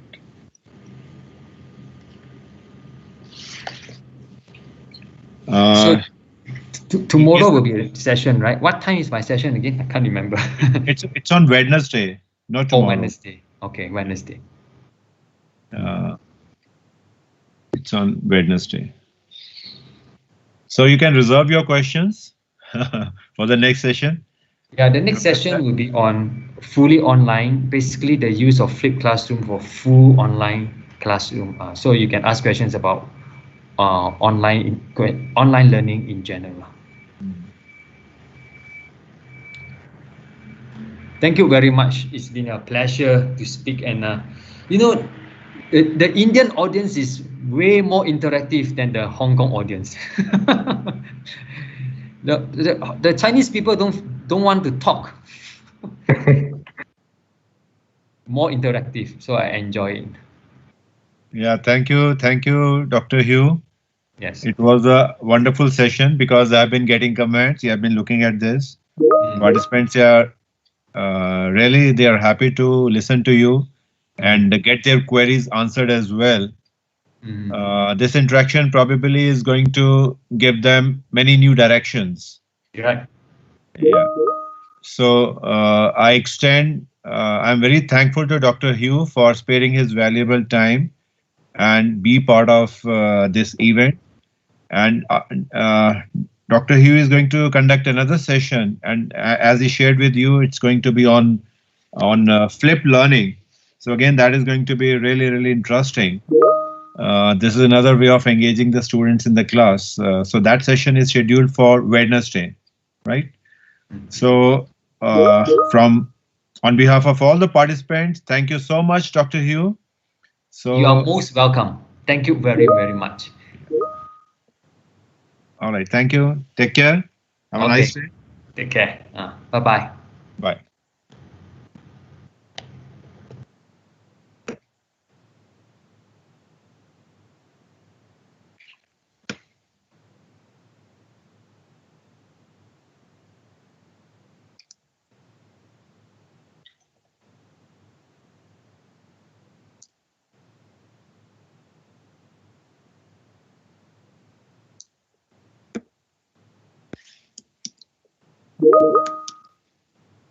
Sir, when is the next session scheduled? Actually, it should start by 12:10. It should start by 12:15. I think we can have a break for 5 minutes. So okay. I have to conduct this session. So we can have a break for 5 minutes, and maybe at 12:20 we can start. Okay, sir. All right. Okay, sir. There is no difference, no same, no? Pardon, ma'am? Shall we continue in the same link? Yeah, sir? yeah. You can stay here. Okay, There's no. Okay. Thank you.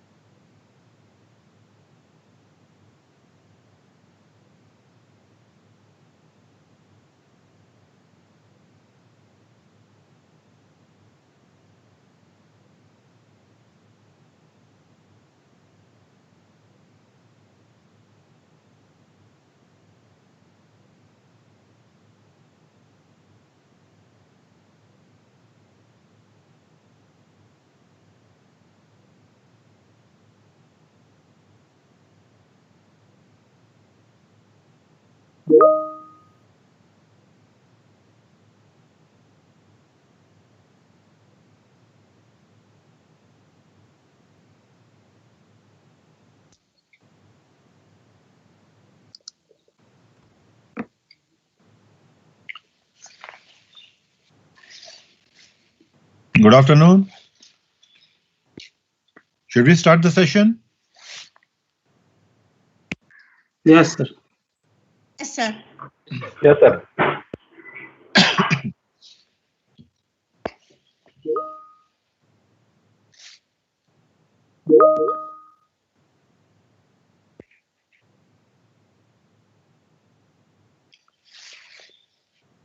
A very, very good afternoon.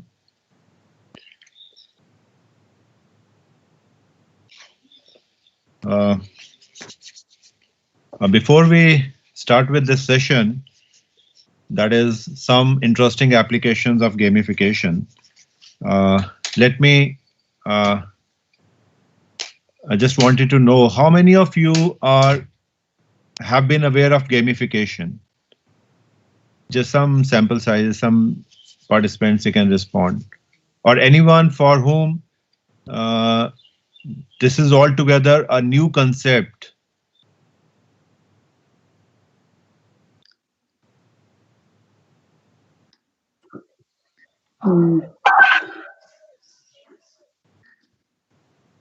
So, Dr. Abesh from Cooking is extremely new subject topic for me.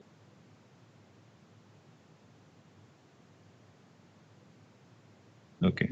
Anyone who has not been aware of gamification and who is hearing the term for the first time? Anyone?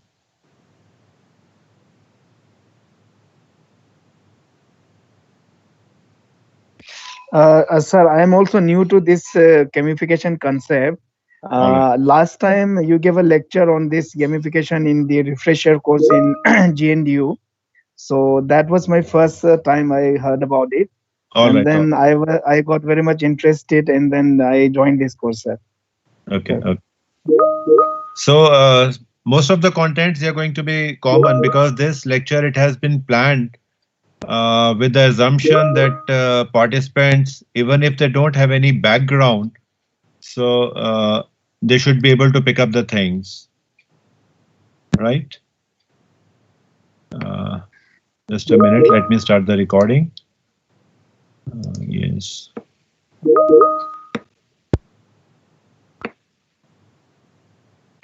All right. So I'm assuming that you don't have any background in gamification. In fact, even I'm not formally trained for such subjects. Out of sheer interest, I started about 4 to 5 years back.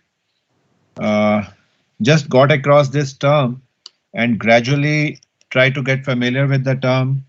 Did some online courses, started a couple of projects in NIT Jalandhar, then initiated a subject on gamification as an open elective.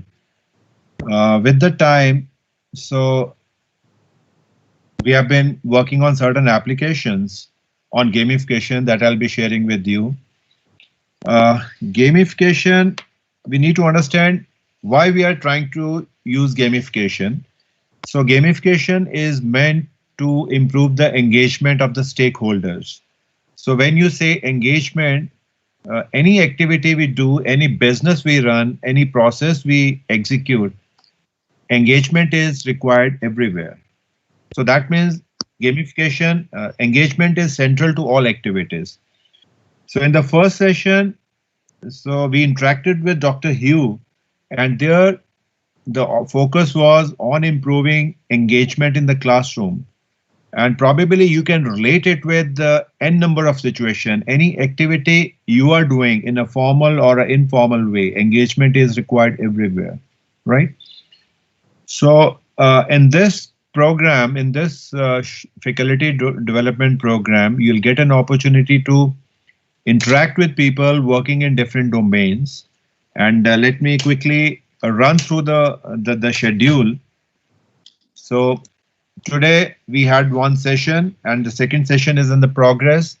And in the afternoon, in the evening at 3 p.m., you'll get an opportunity to interact with Dr. Jagwinder Singh, who will be talking about the marketing implication of gamification. Then tomorrow, I hope you are aware of Khan Academy. It's an online platform. It's a wonderful platform. And we are going to have Mr. Vipul from Khan Academy. He is going to share his experience, how gamification is being used by Khan Academy. Then again in the second session, I along with my PhD scholar is going to conduct this session. So we'll be talking about the Octalysis framework. It's going to give you many more code drives, many factors which are going to, many of the parameters which can be used for engaging the stakeholders. Then in the evening, the session on gamification is going to be conducted by Bhavika Jain. So she's a product of NIT Jalandhar, and presently she is opting for higher studies. And she has worked on using gamification to avoid the wastage of mess food, right? She's going to share her experience. Then on Wednesday, in the morning, we are going to have a session on Art of Living session to be conducted by Miss Polomi Mukherjee. Then again, another session is to be conducted by Dr. Hugh. So he'll be talking about how we engage students in the fully online flipped learning. Then another session on work productivity is going to be conducted by Dr. Abhishek. On Thursday, we are going to have a session from Dr. Rakesh. He is a pediatric endocrinologist, and together we are working on using gamification of type 1 diabetes.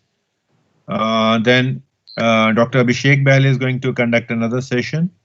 Then another project we are doing with ISRO, that is about water conservation. Dr. Pujar from ISRO is going to conduct this session.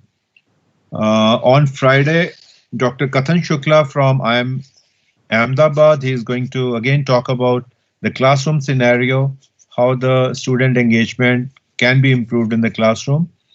And then the last session we are going to have is on the unveiled truth of gamification. This is another school of thought because one school of thought says that the gamification is unethical, right? So Dr. Muruganantham, he is going to throw light on this. What is ethical? What is unethical from gamification perspective, right? So this is a outline of the talk, and there's a good opportunity. What makes this interaction or this program is going to be useful? It's the diversity of different participants, because everyone is having different interests, different skill sets, different passions. So gamification is something that fits in all contexts. We can use it for different applications, right? So that's why we have planned. I planned one activity for the participants also. There are 116 participants who have registered for this program, and the participants, they have been divided into different groups, right? Each group is having 3 participants. In today evening, I'll be sharing you the list.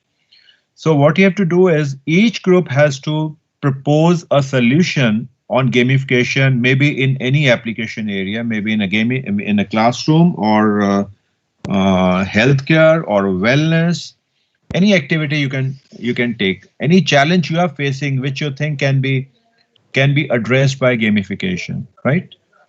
So, and there's a reward for the winners also. What you'll have to do is each group has to present a solution, right? So only thing you have to do is you have to collaborate amongst your group members, work out a solution. I'll give you the format. You have to submit the solution in the form of PPTs, and then those solutions are going to be put for peer review, right? And the best presentations and most innovative presentations, they would be rewarded, right? So this is the framework I've thought of, and it's going to have great opportunities for networking as well, and for collaboration as well, and in the process new opportunities would be generated, right? So this is going to be the outline of this FDP, right? And as you are aware that there's a requirement as per the policy of the funding agency, there's a requirement of 80% attendance, and towards the end, there's going to be one examination also. That is going to be multiple choice MCQ type examination, and you need to score 60%. And I hope you are aware of this, right? So let me load the presentation.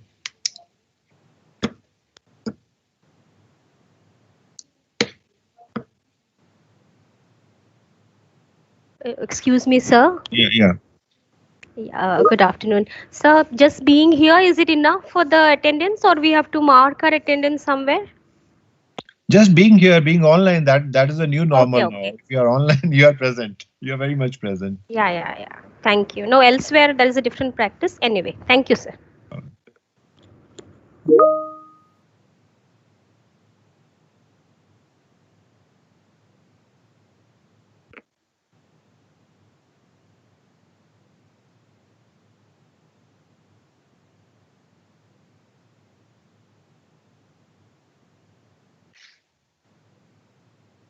Excuse me, sir. Yes, ma'am. Yes. Sir, I think it needs little more clarification. There used to be always a Google form given to us to make our presence as attendance. So is there anything like that here also? That's what I think the other madam was also asking. What I'm doing is because as an organizer, it might be useful for you also to report the attendance. This is a statutory requirement, as I shared with you, that 80% attendance is required. So what I'm doing is I've already gathered attendance for the first session because Microsoft Teams is giving me this provision. So whosoever, yeah, whosoever is present. So I'm getting the list. In case there's some issue, please let me know. Okay. Thank you so much, sir. And we need to put more focus on the contents rather than the attendance. Yes, I understand. But later you should not come in conflict with your attendance is lacking and we were online. Yeah. That is the problem. I'll keep you posted about this. Okay, thank you so much, sir. All right. And let's try to make this session very interactive. And maybe because this is my talk, as one of the participants was sharing. She attended the similar session because the contents are going to be repetitive. My apologies for that in case she's finding it boring. So I'm assuming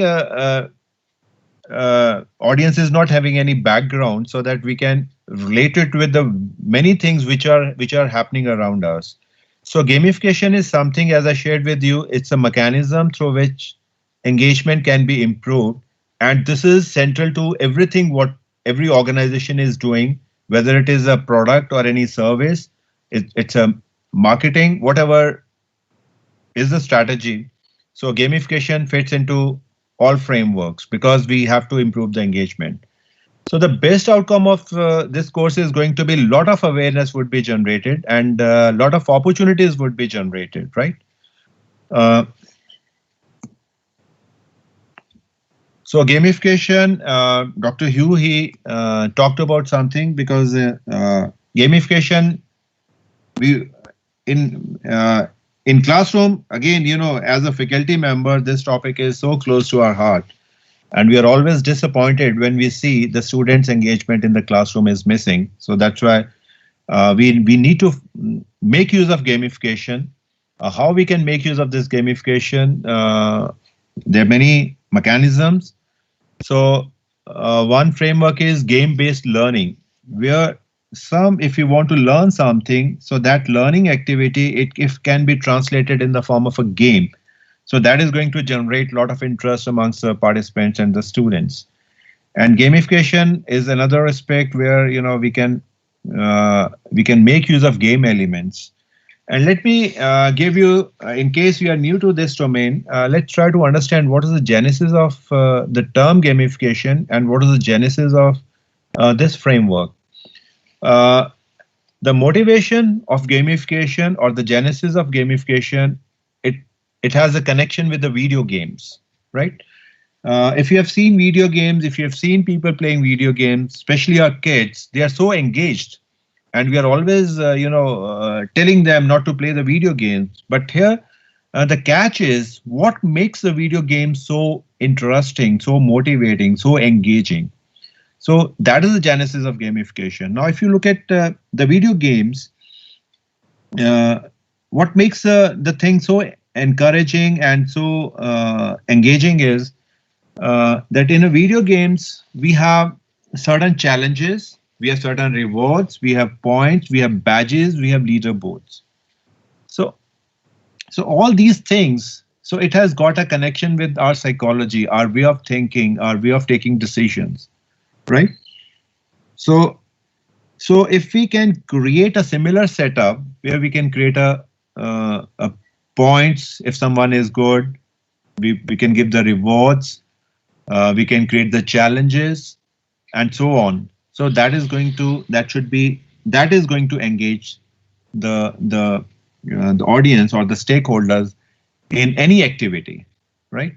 So that means the genesis of gamification, the motivation it comes from the video games, right? So that's why when we are talking of game elements, so we are just simply copying those components, those game elements, which are very common in the video games, and we are trying to put it in another setup, right?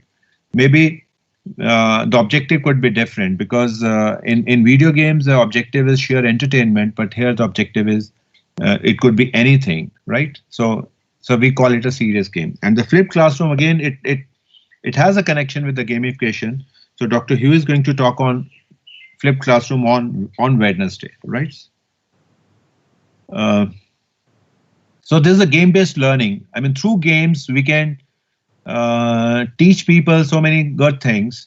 Like, you know, if you get an opportunity to play Farmville game, so here, so the players, they could learn the intricacies of farming, like, you know, you have to sow seed, you have to grow the crop, you have to water it, you have to harvest it, you have to sell it, then you have to take appropriate decisions and so on. So in this activity, so the players, they get an opportunity to learn some new concepts, right? Like, you know, Farmville is meant for farming. So likewise, if you search the web or you look at other games, you'll find there's so many similar activities can plan, which we call game-based learning. So that means, so we create some game, and by playing that game, we learn the intricacies of or we learn the fundamentals or the principles or the processes of that activity, right? So this city, I mean, our city is a game through which you can do the city planning, right? Likewise, Plantville, where you get an opportunity to learn about the working in a factory, about the safety mechanism, about the maintenance, about the reliability of the product. So all these parameters, all these factors, or all these procedures we learn through, you know, such games, right? And similar project we are doing with ISRO. Again, you know, it will fall in this category, game-based learning. So the focus is largely on water conservation, and this project, it has got it's the stakeholders in this project is going to be Manrega workers and all the other, I mean, up the chain who are associated with this activity.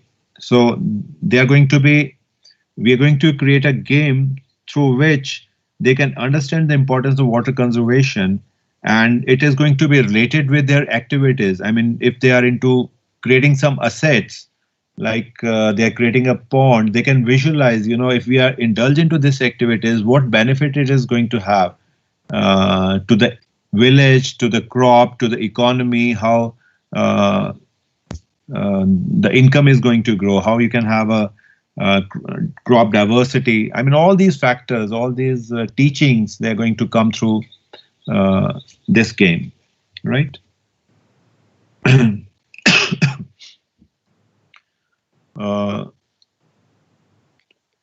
Maybe when you refer to the literature, you'll come across some interchangeably used terms for gamification. One is the human-focused design. Human-focused design means, so when we are designing any activity, any process, any activity we are doing, so we are considering human psychology. We are trying to understand their sentiments. We are trying to understand what the thinking process and so on. In contrast to the function-focused design, where the objective could be purely on the productivity. Say, for example, any organization may be given some target. Okay, if it's a manufacturing company, say some entity is being manufactured, some maybe you can say 500 units to be manufactured every month. So that is known as a function-focused design, right? Human-focused design where you know you're also considering human sentiments, how you can engage human beings into that activity. Serious games means again these terms, they're used interchangeably with gamification. So serious games means we are designing a game where the objective is not the entertainment, but the objective is something else. Like if you look towards a morning session, the objective is how we can improve the students' engagement, right? Then games for health, specifically if you are using games for some healthcare application, then we can say it's games for health and so on. So applications, you'll see it's limited by one's imagination, and I'm sure so this the activity we are going to, I have planned. So you'll see that so many case studies are going to come out of this. So many opportunities are going to come out of this. And this has happened in my classroom also, because in gamification class, every year I'm giving the similar type of assignments where the students, what they have to do is, where they have to take up any challenge, any issue which they consider is important, and they have to work out a solution. And obviously they have to make use of gamification. And I'm so happy to share with you many times, some amazing proposals that have been worked out, and some of the proposals they're worth converting into some business entities as well. So I'm sure that some of the proposals which are going to come out, some of the solutions which are going to come out of your participation, they're going to be really amazing. I'm very sure about this, right? And you can take up any challenge, because it's not only we are into only into the classrooms. As an individual, we are having so many other responsibilities. Maybe you are playing the role of a dean. You have to maybe you are into some environmental activity, right? Maybe tree plantation. So here, in every activity, we need to have improved the engagement, right? Just see, engagement is every organization. That's why in the morning also, Professor Avasti, he talked about the market value of gamification. It's growing very fast.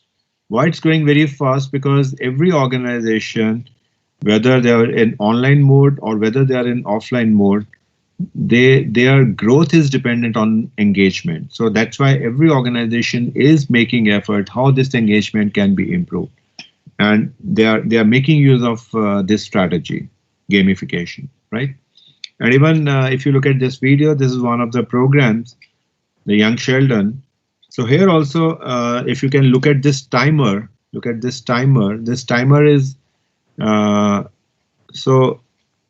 For the last couple of years, all channels, they are making use of these strategies to improve the engagement, right? What they're doing is, in between there's a break, so they are going to initiate the timer that will be back in, say, 1 minute or 2 minutes, so that you don't leave this channel, because you know that this channel is going to resume after, say, 1 minute or after 2 minutes.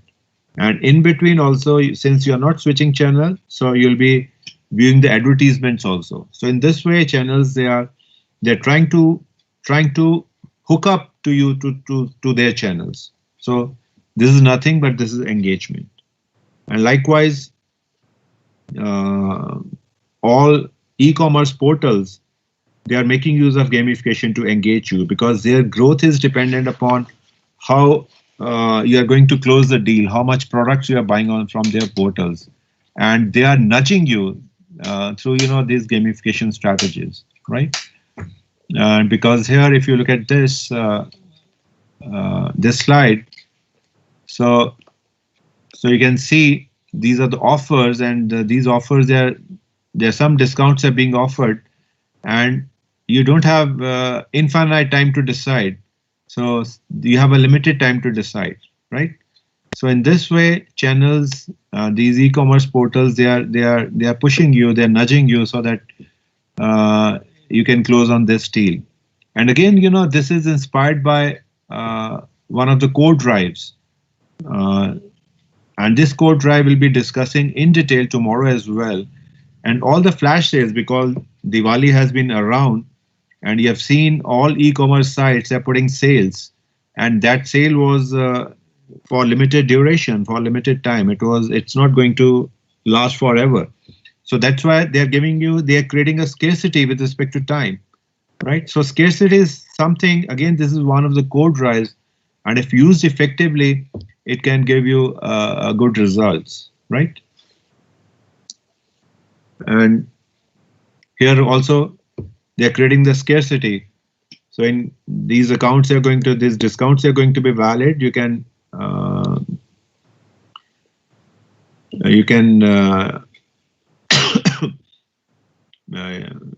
I mean, these discounts are valid only for 2 hours, 4 minutes, and so on. So that means there's a scarcity of time here. And again, there's a very common practice followed by these air carriers. So every time you are traveling, you are getting some points, right? And you are accumulating these points, and that is encouraging you to travel by the same airlines. So that's why in this way they are able to engage you, because after a threshold, your points, they can be redeemed for some free travel or some good discount. So in this way, airlines, they are trying to engage the travelers. Okay. And here also, this is a message I got on my phone. Some amount is credited, and it says it expires at 4 p.m. Again, there's a scarcity which is being created. So that means this, I can avail of this discount only up till 4 p.m. today. So that's why I'll have to, if I want to make purchase, so 4 p.m. is the deadline. So that means I'll be pushed. I'll be to close this deal before 4 p.m. So in this way, so I'll be engaged, right? This we have already talked about function focused design. So there's the data. Gamification market is growing very fast. So because every organization is using it as a tool for improving the engagement of the stakeholders. And there's so many interesting applications. You look around. Smart H2O, this is a project which is launched in the Europe for water conservation, right? The results have been impressive. I'm not showing you the results, but obviously the results have been encouraging, and obviously we can bring the same frameworks here, but we'll have to modify the solution for Indian conditions. Like, this is purely very tech-savvy project, and all the water consumption is being metered, it's monitored, but somehow we don't have a mechanism for water metering at most of the places. So that's why in case we want to go for water conservation, so we may have to change the strategy, but definitely we can make use of gamification, but how we deliver the solution, how we conceptualize the solution, so that is going to be different depending upon the our situation, our setup. So again, this is a project from O-Power. So it is for energy conservation, right? And O-Power, it provides a framework where we can conserve the power consumption, we can conserve the electricity, right?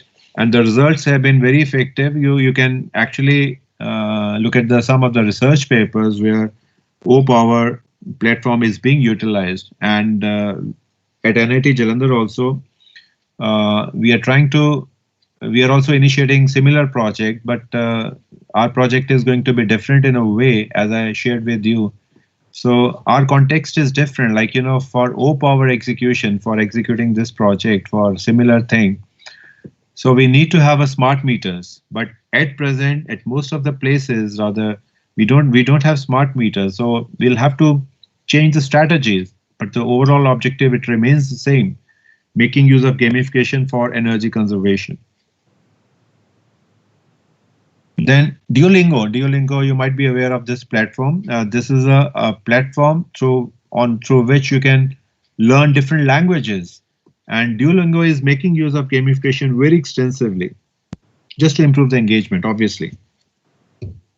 Khan Academy, it's highly gamified. And tomorrow also we'll get an opportunity to listen to Vipul. So he'll be talking about what Khan Academy is doing, and specifically you can raise questions about how Khan Academy is making use of gamification, because I've visited their site, I've used it, it's highly gamified, and that's why contents are really impressive. And on top of it, all the processes are gamified, so that's why it has been able to engage the students very well. Then Starbucks, again, they are making use of gamification, and obviously they want people to come again and again to their outlets for coffee, right? So they're making use of gamification very extensively. And very recently, you are looking at Whitehead Junior. There's a lot of advertisement. So Whitehead Junior is a platform through which kids, they can learn programming. And if you look at the flow, it's highly gamified, right?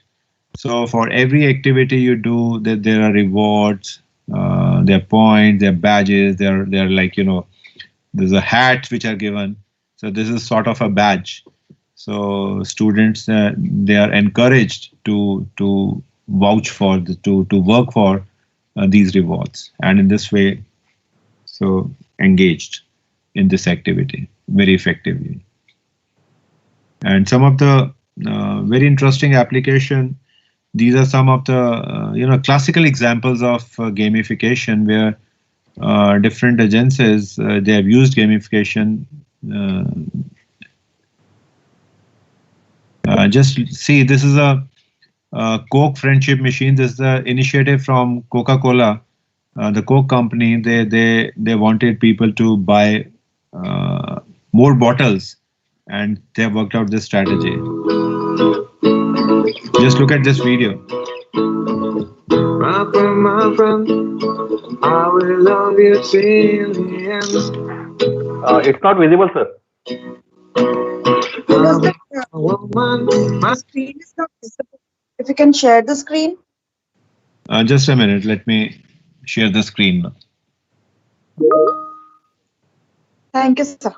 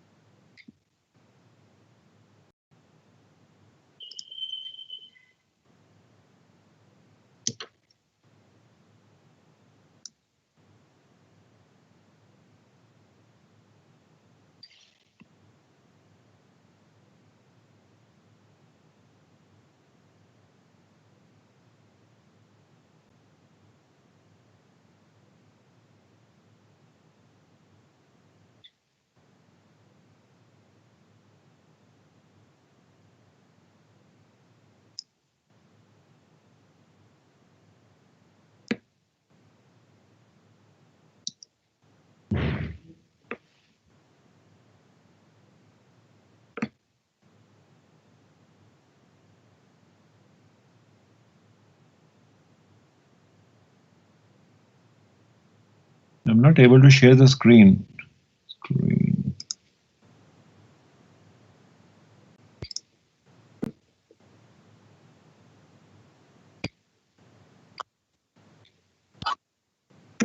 It's visible, sir.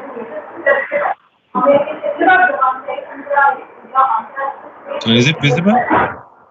Yeah, it's visible, but just play it now. Share the entire screen, then it will be visible, sir. It's visible now? Yes. PPT is visible, not the video. Just play it. Sure. I mean, I'm just saying, just in case if I'm not reachable, yeah, I'm just giving the. Yes, visible, sir. Yeah, thank you. Visible, sir. When you call me, I'll be there.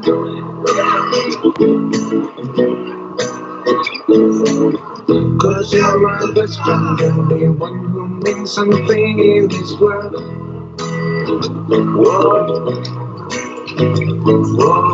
my friend, I will love you till the end.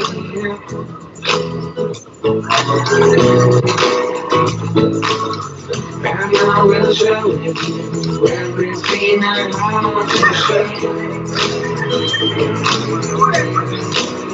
I'll be my woman, my money. When you call me, I'll be there.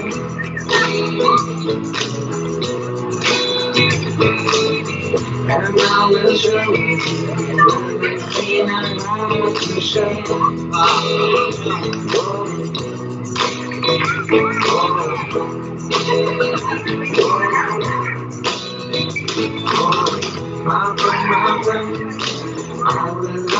So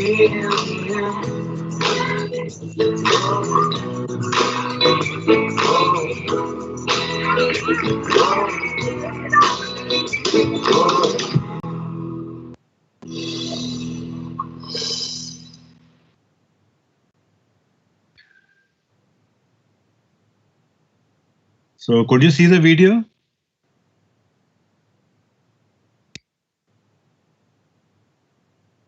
Yes, sir. All right, all right. Yes, Yes, sir. yes. Yes, sir. So just look at the, I mean, we need to notice the video, what is going on.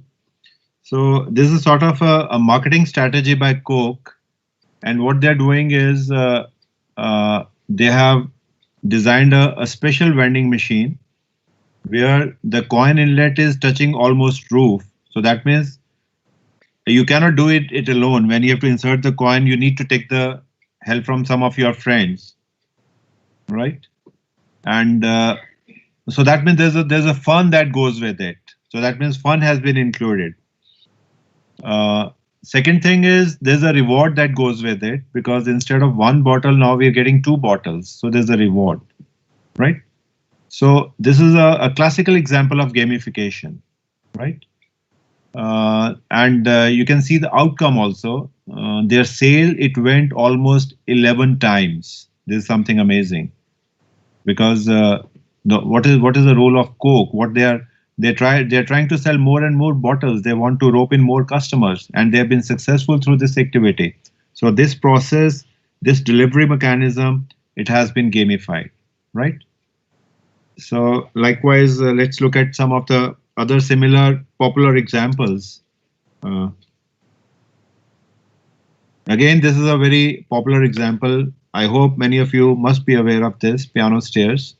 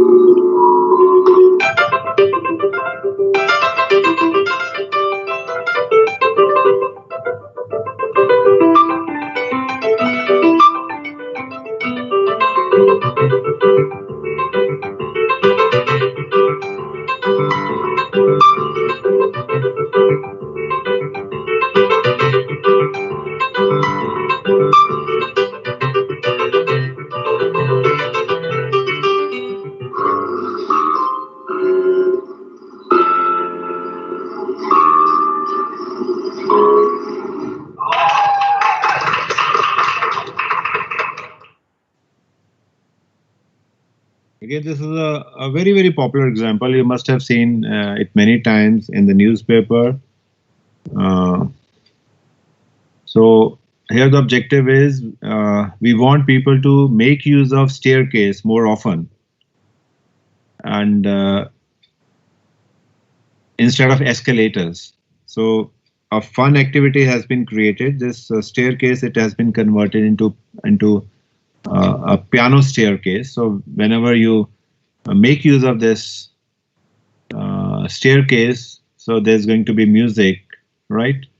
And that is going to inspire us, because there's a fun that goes along with this when we make use of the staircase. So you can see the outcome now. With this activity, more and more people, they started making use of a staircase instead of making use of escalator, right? So that means, again, very, very important point here to notice is fun should be there. So that is fun can change behavior for good. This is the tagline of this initiative that is coming from Volkswagen. Most of the videos that you'll see, there's such initiatives, they're coming from Volkswagen, and their tagline is the fun theory, and the tagline is fun can change behavior for good. And this is what is missing in our classrooms also, because students feel the contents are delivered in a way it's so boring. So can we do something so that we can include this fun component in the class, and obviously other game elements as well, right? So let's see other video, next video. So again, this is an initiative for traffic regulation, right? Just look at this video and try to identify what are the game elements here. Hi, I'm Kevin Richardson. I'm the winner of Volkswagen's Fun Theory Award. My idea was the speed camera lottery. Could we get people to obey the speed limit for fun?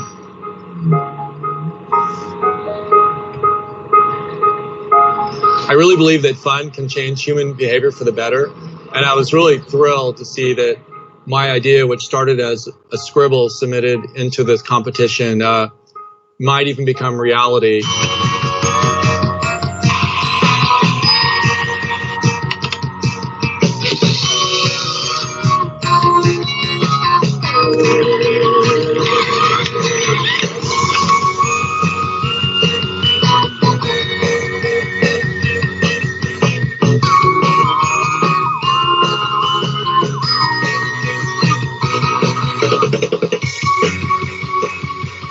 The speed camera lottery would do two things. One, it would photograph speeders, give them a citation, and that money goes in a pot. But if you're obeying the law, your picture will also get snapped. You'll be entered into a lottery and win some of that money from those speeders.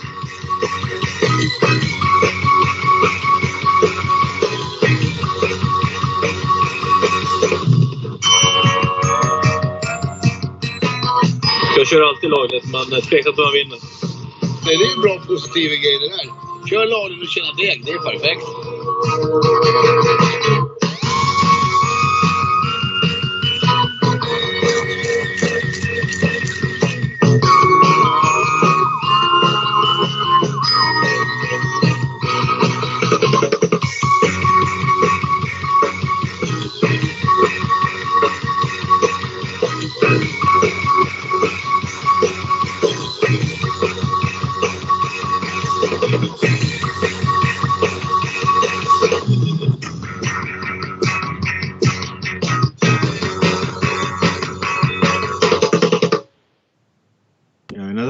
Interesting application where the situation is like, in accident prone area where there's a rush. So it has been advised to cut down the speed, and this has been ensured by making use of gamification, because those who are following the speed limits, they are eligible for reward. And another important point to notice here is that technology has an important role to play, because in case we want to measure the speed of the vehicle, so they have put a camera along with the other image processing software, so that all the vehicles which are within the speed limits, their photograph is clicked, right? Numbers they are recorded, and they become eligible for the reward. And the outcome have been impressive, right? So again, here also for traffic regulation, for traffic management, so our district administration, they can make use of these strategies for better traffic regulation management. And there's another important interesting application of gamification that is into the wellness program, wellness activity. Being healthy can be hard. Eat plenty of fruits and vegetables. Exercise daily. Get enough sleep. Many of us struggle to do these things every day, but it turns out there's a powerful way to make healthy living a lot easier by working together with friends. At ShapeUp, we use social networking and peer-to-peer support to help your employees work together to get healthy. Our program generates high engagement and significant health outcomes. It's easy to implement, and your employees will love it. Here's how it works. First, we set up a virtual private social network just for your company. It's safe and secure, and only your employees will have access. Each employee who joins will spread the word to many more, creating a grassroots peer-to-peer marketing campaign. Once they join, employees create a profile, share their health goals and activity interests, and ask their colleagues to support them. Your employees will set goals and track their progress as they participate in healthy challenges that use teamwork and competition to make wellness fun. Through social support, group motivation, and peer accountability, our platform will empower your employees to reach their goals. And our reporting dashboard will give you a front row seat to watch as your employees shed thousands of pounds, walk millions of miles, and spread healthy behaviors throughout your company. ShapeUp has been working with employers for over 5 years to help them leverage the power of social networking to improve the health of their employees and develop a culture of wellness. Learn how we can help you take your wellness program to the next level. Visit us at shapeup.com.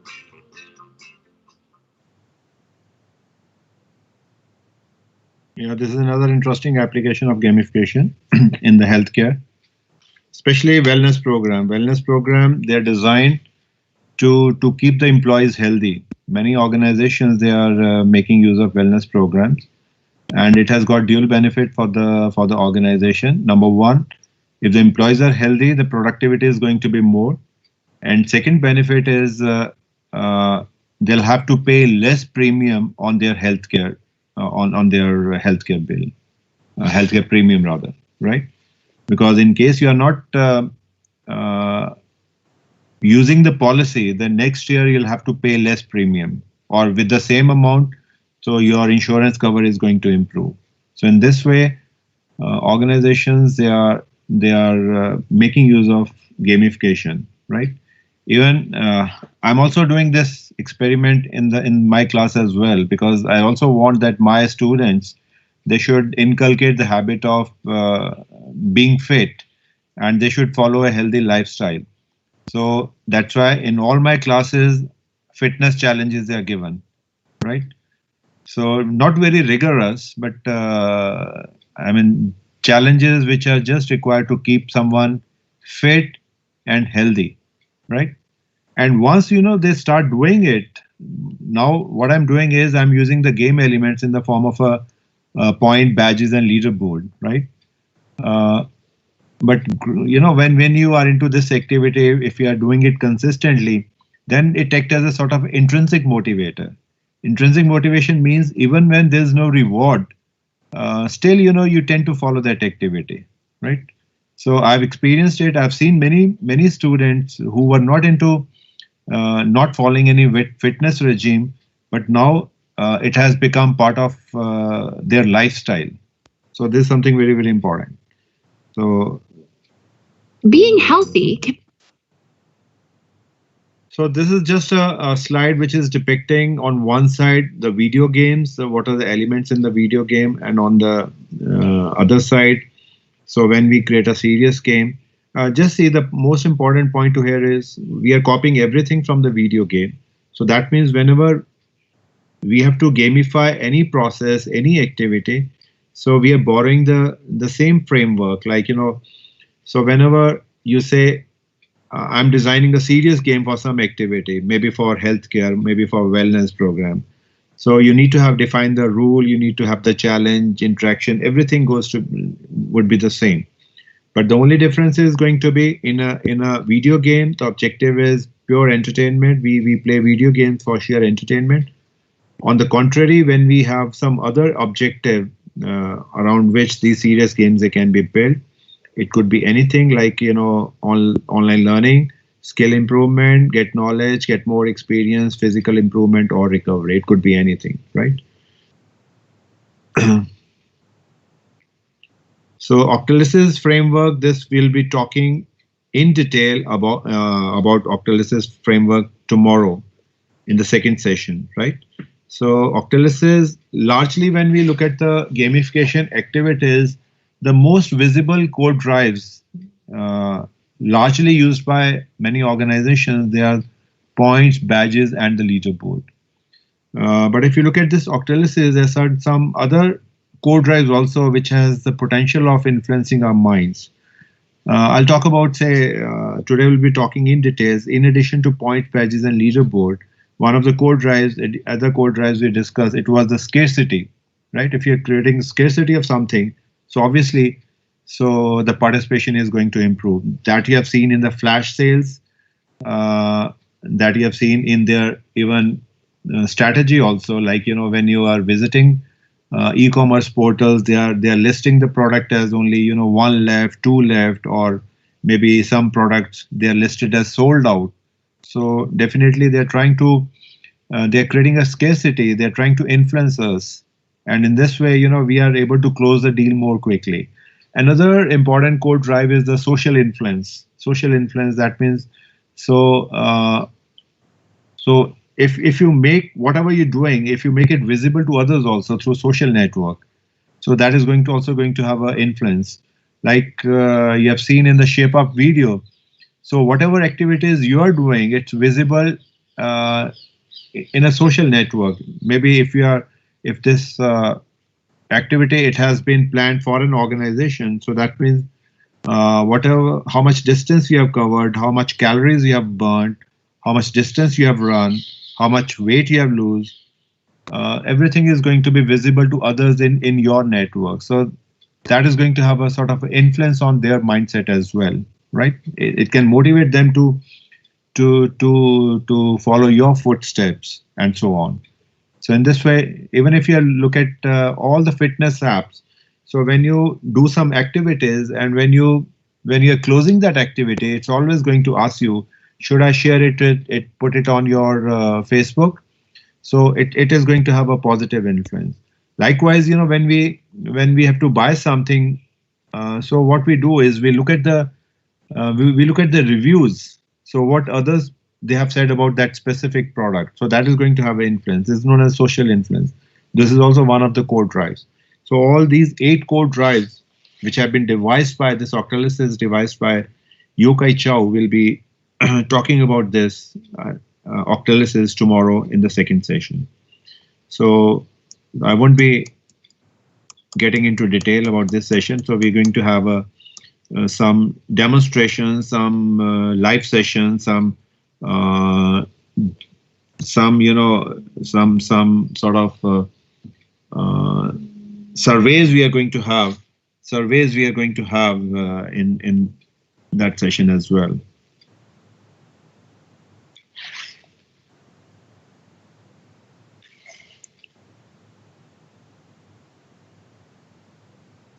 So these are the 8 core drives. So if the time permits, we'll also there's an opportunity. So we are also going to look at some of the global healthcare challenges that can be addressed by gamification, and some of the case studies we have generated out of solutions we have proposed out of the challenges thrown by Bill and Melinda Gates Foundation, specifically with respect to the vaccination, right? So there are 3 challenges they have thrown, and we have tried to work out a solution through which these challenges they can be addressed. So if the time permits, maybe if there's an opportunity, if there's some slot available, or if in case you are interested, we can have some discussion on these issues as well, how gamification can address these global challenges, right? So another project we are doing, as I shared with you, we are doing with PGI Chandigarh, Type 1 Diabetes Management. And I've requested Dr. Rakesh, who is one of the collaborators from PGI Chandigarh. So he'll be talking about what is type 1 diabetes, what are the challenges, what problems they are facing, and how difficult it is to manage type 1 diabetes, and how gamification. Obviously, we don't have any data to show, but in the research which has been carried out elsewhere, so it has given some significant positive outcomes in management of type 1 diabetes. And probably this is the first of its initiative in India by making use of gamification, how to manage type 1 diabetes, right? The flipped classroom again is going to be discussed by Dr. Hugh in his second session on Wednesday, right? So these are some of the references. So in addition to this list might be old. You can have access to so many other resources.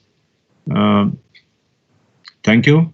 And now we can have discussions.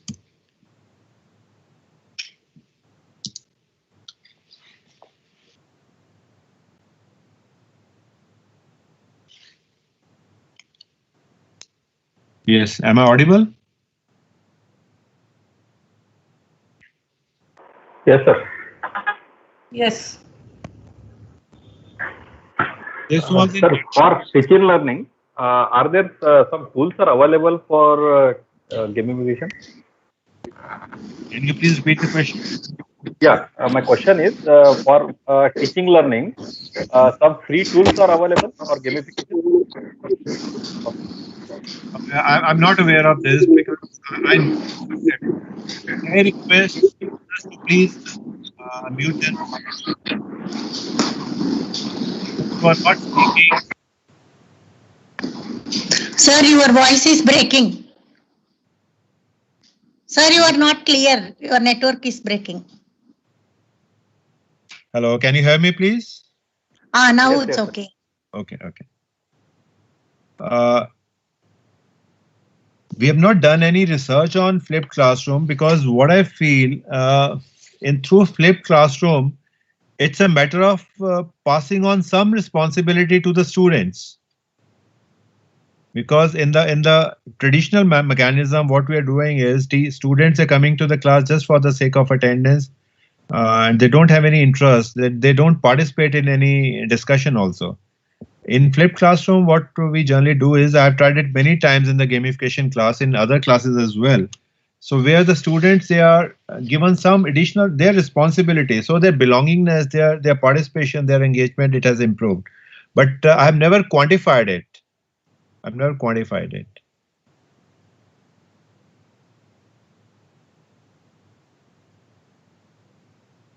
I audible? Yes. Okay.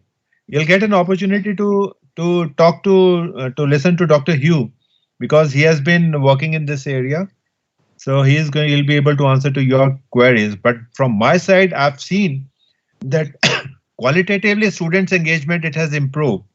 So a lot of good ideas coming from the students. Their participation is improved. They're giving their insight. They're giving their viewpoint. They're deliberating. But I've never quantified it, that what is the level of participation. But qualitatively, definitely it has improved.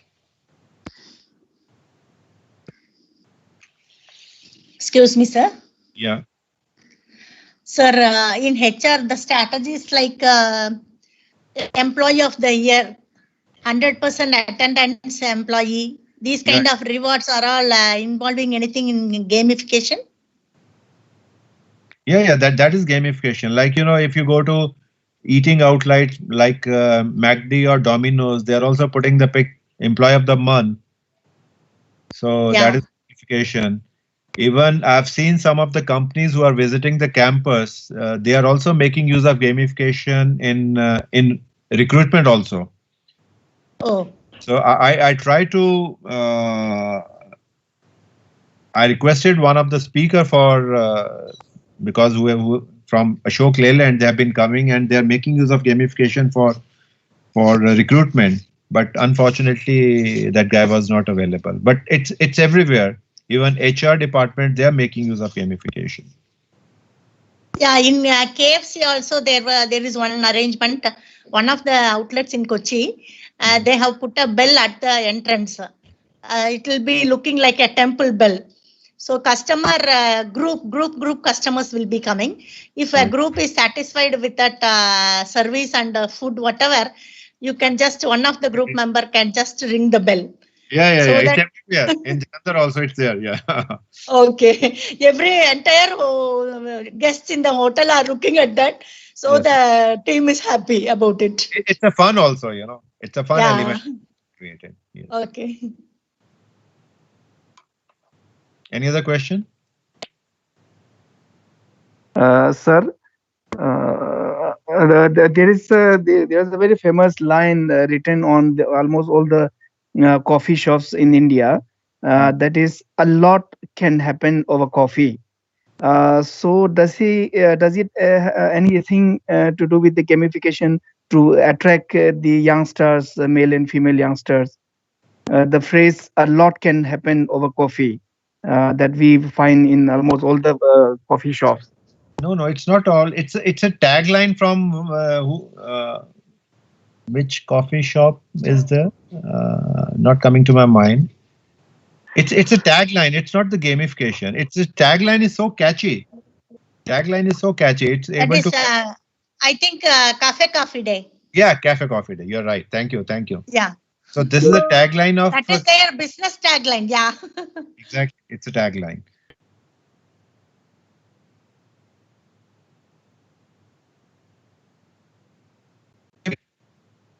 Stealing cash. This tagline, it has been from Coca-Cola. Thanda matlab Coca-Cola. Can you recall that tagline? Thanda matlab Coca-Cola. So that means you can relate anything. Cold drink. When you talk of cold drink, it's only Coca-Cola. So I don't think so. It's a gamification because, but otherwise, sometimes the taglines are able to catch the attention. It's so catchy. A lot can happen over coffee. It's a tagline. Sir, one application in traffic, shall I share, which I have observed? Definitely. Most welcome, ma'am. Sir, near somewhere remote in the area of Tirunelveli, somewhere in Tamil Nadu, there was a junction where the vehicles are not supposed to be parked. When the board was kept as no parking, people were never minded. They were thinking getting to parking slot is costlier than parking here. So I can park here, pay 200 or 300 as fine and go. That was the setup for year long. But one traffic police who was transferred from Kerala to Tamil Nadu in the some deputation, he observed this behavior and he introduced one element there. That is, park here with 1,000 rupees parking fees. He put that board. So none of them parked there because it is 1,000 rupees parking fees that they are collecting. Right. So he was also awarded for his different out of the bus thinking. Does it come under gamification, sir? I don't think so. Yeah, definitely. Again, one of the code drives. Okay. Code drives in gamification. So you'll get to know. Sometimes, there's a loss also. In case you're not following something, you're going to be penalized. Yeah, that is negative reinforcement. Yeah, that too is gamification. That too is gamification. So we're also going to talk about. Good afternoon, sir. I have just a query, just a clarification needed. Yeah. Sir, is that whatever example just cited by ma'am right now in regarding to the traffic reinforcement or the piano stairs, whichever is stated. So are they not a kind of nudge effect which you see? Because without realization, we tend to make people to do those work in order to achieve the desired goal. So is it this is a kind of nudge effect which you tend to see through the new normal process of calling it as gamification? Yeah, even I had this doubt. All the nudging strategies will come under gamification, sir? Yeah, nudging. These are all nudging effect. Yes, nudging means, we are pushing somebody. Yes, we are pushing. Right.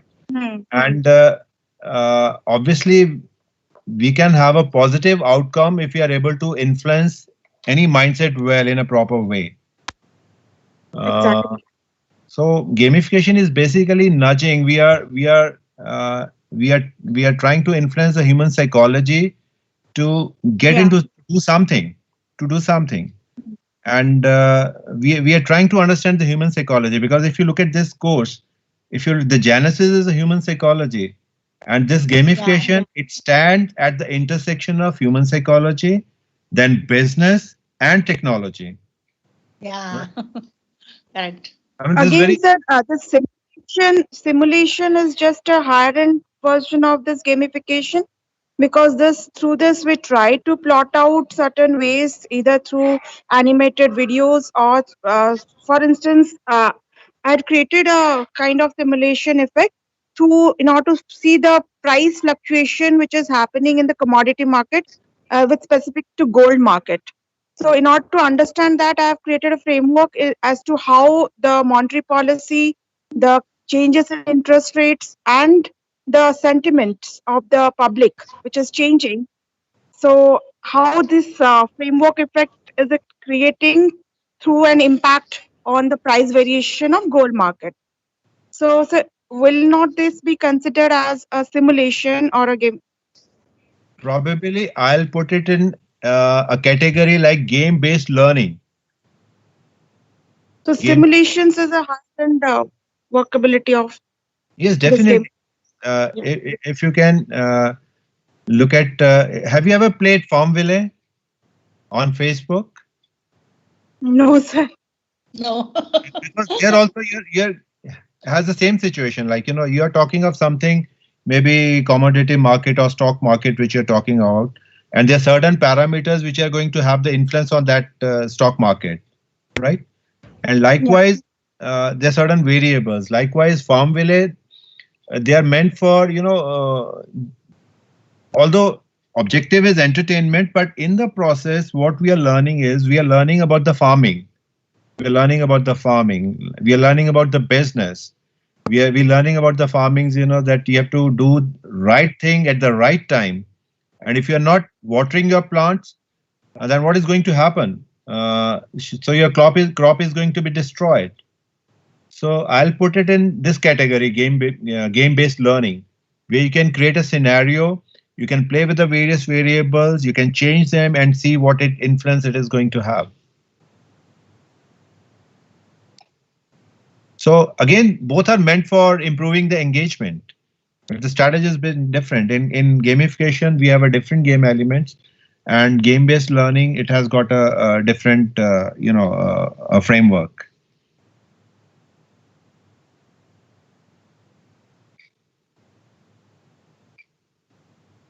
Hope I'm able to answer your query. Am I audible? Yes, sir. Yes, sir. Yes, sir. Thank you so much. Welcome. So any other question?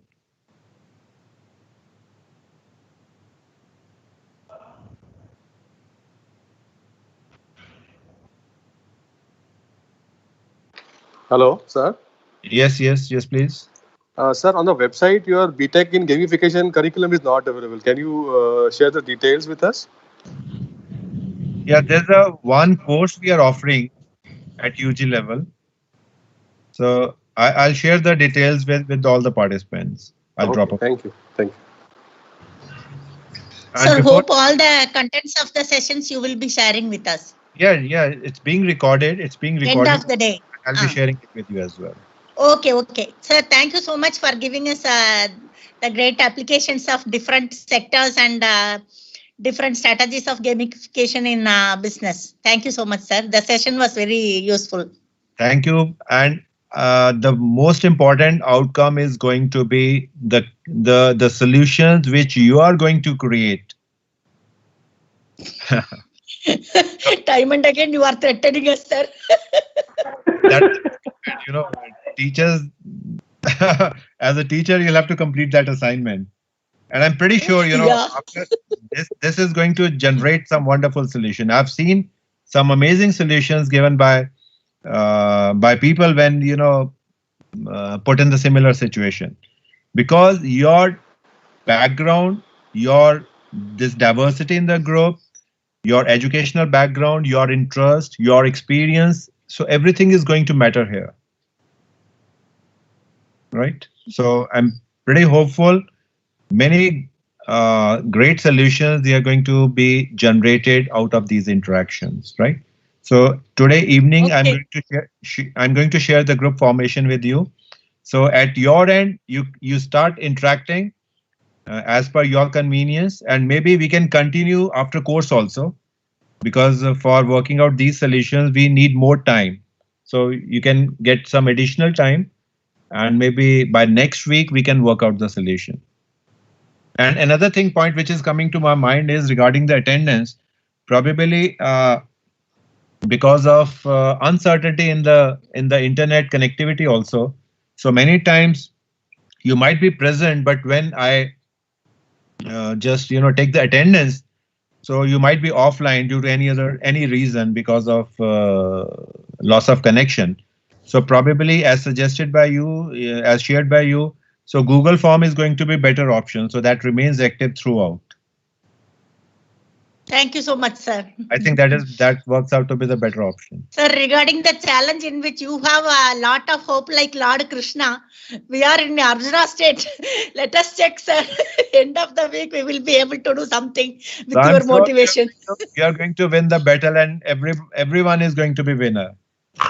Thank you, sir.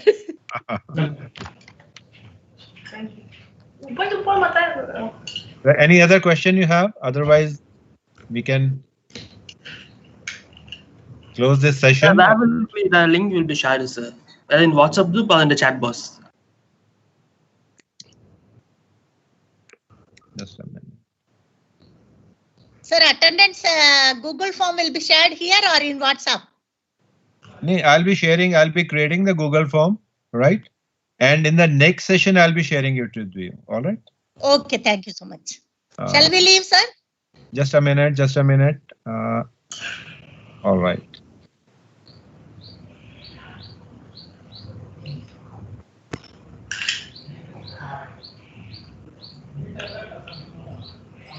So in case any question you have, please let me know. Otherwise, we can wind up this session and we can proceed for lunch. Sir, next session starts at 3. Yeah, 3 o'clock. Okay. Thank you, sir. All right. Thank you. Take care. Thank you, sir. Right. Bye-bye. Thank you. खा लूँ मैं आई हूँ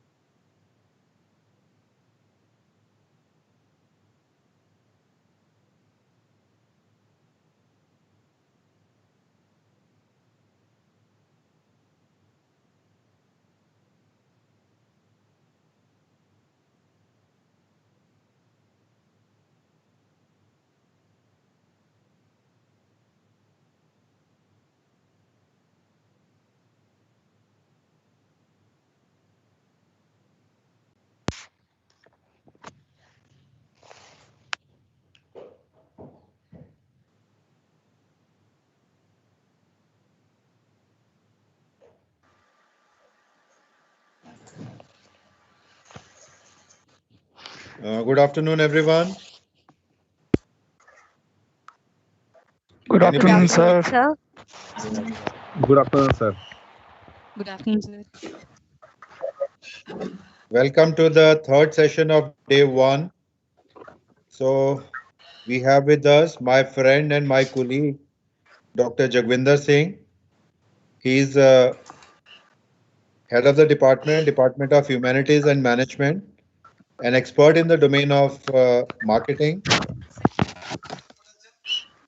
And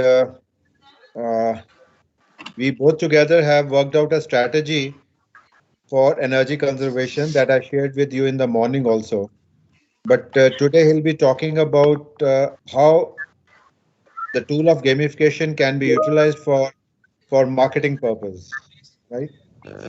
So I welcome and thank Dr. Jagwinder Singh for sparing his valuable time to be part of this program. Welcome, Dr. Jagwinder. Thank you so much, sir.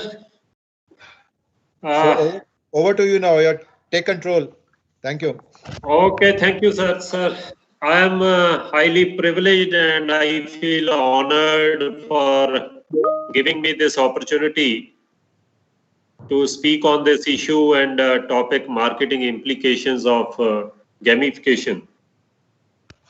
So I congratulate to the organizers, Professor Khosla, who has always triggered me on thinking in all these aspects, particularly on this issue. And dear participants, for your enthusiastic response to the program.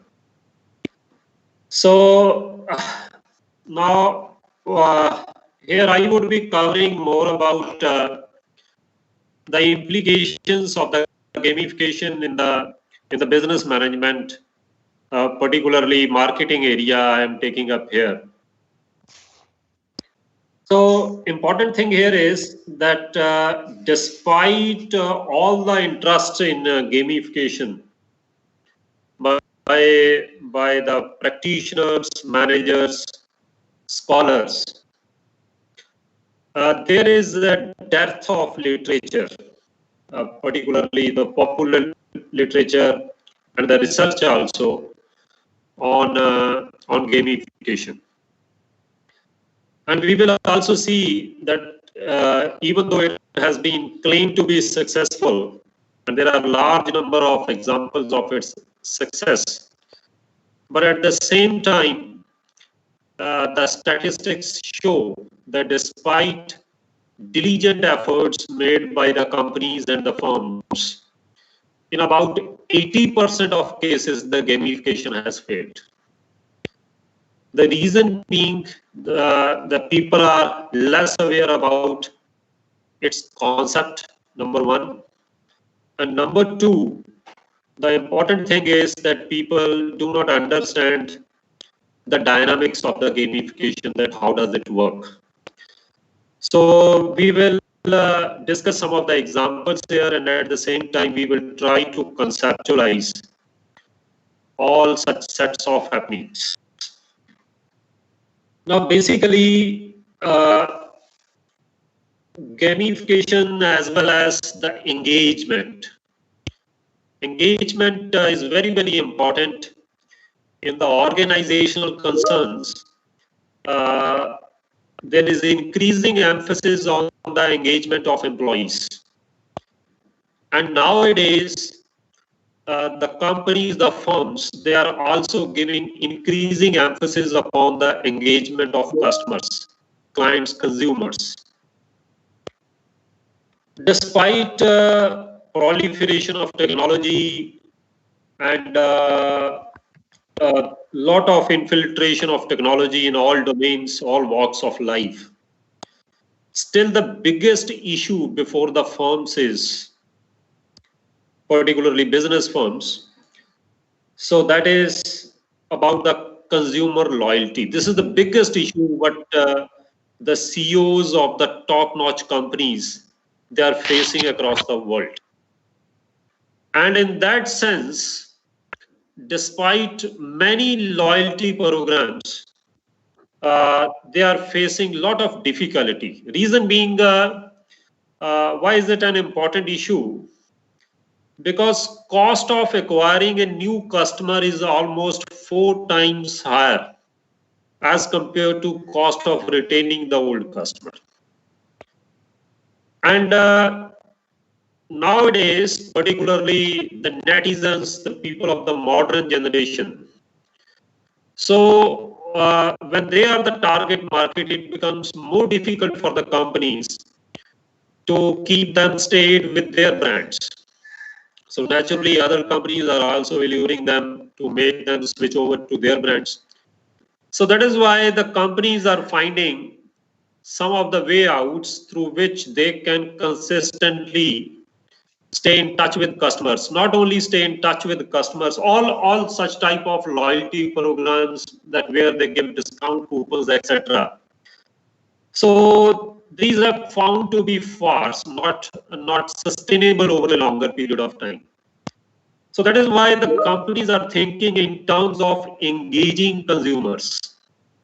So in that aspect, they go for the concept which is called as co-creation, that engaging consumers, even in the product development. Many times we see in hotels and restaurants, leading hotels, they even engage their consumers for making recipes, and they have been successful also.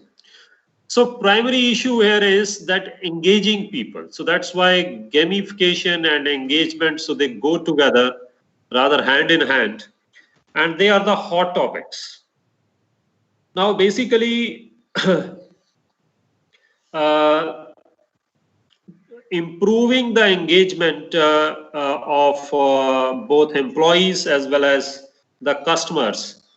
So these are the important considerations for the firms, and this gamification is such an effort through which this gap can be filled.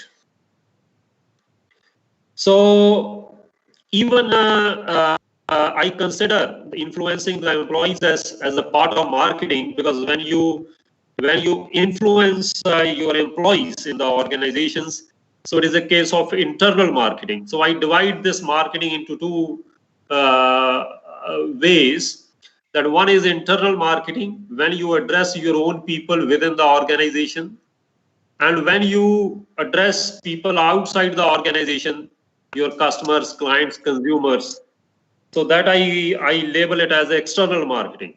So when you try to influence your employees within your organization, so it is a case of internal marketing. And when you influence your customers outside your organization, it is external marketing. Now let me start with the concept of gamification. Now here basically what we do here is that there is an application of game design principles, and it is used for changing the behavior of people and in non-game situations. So in the concept here, so this is the application of game design principles to change behavior in non-game situations. Sir, please switch over to the next slide. So there I have mentioned some points relating to the concepts. Yes. So this is a game-like experience for employees and customers. So that is in the non-game situations.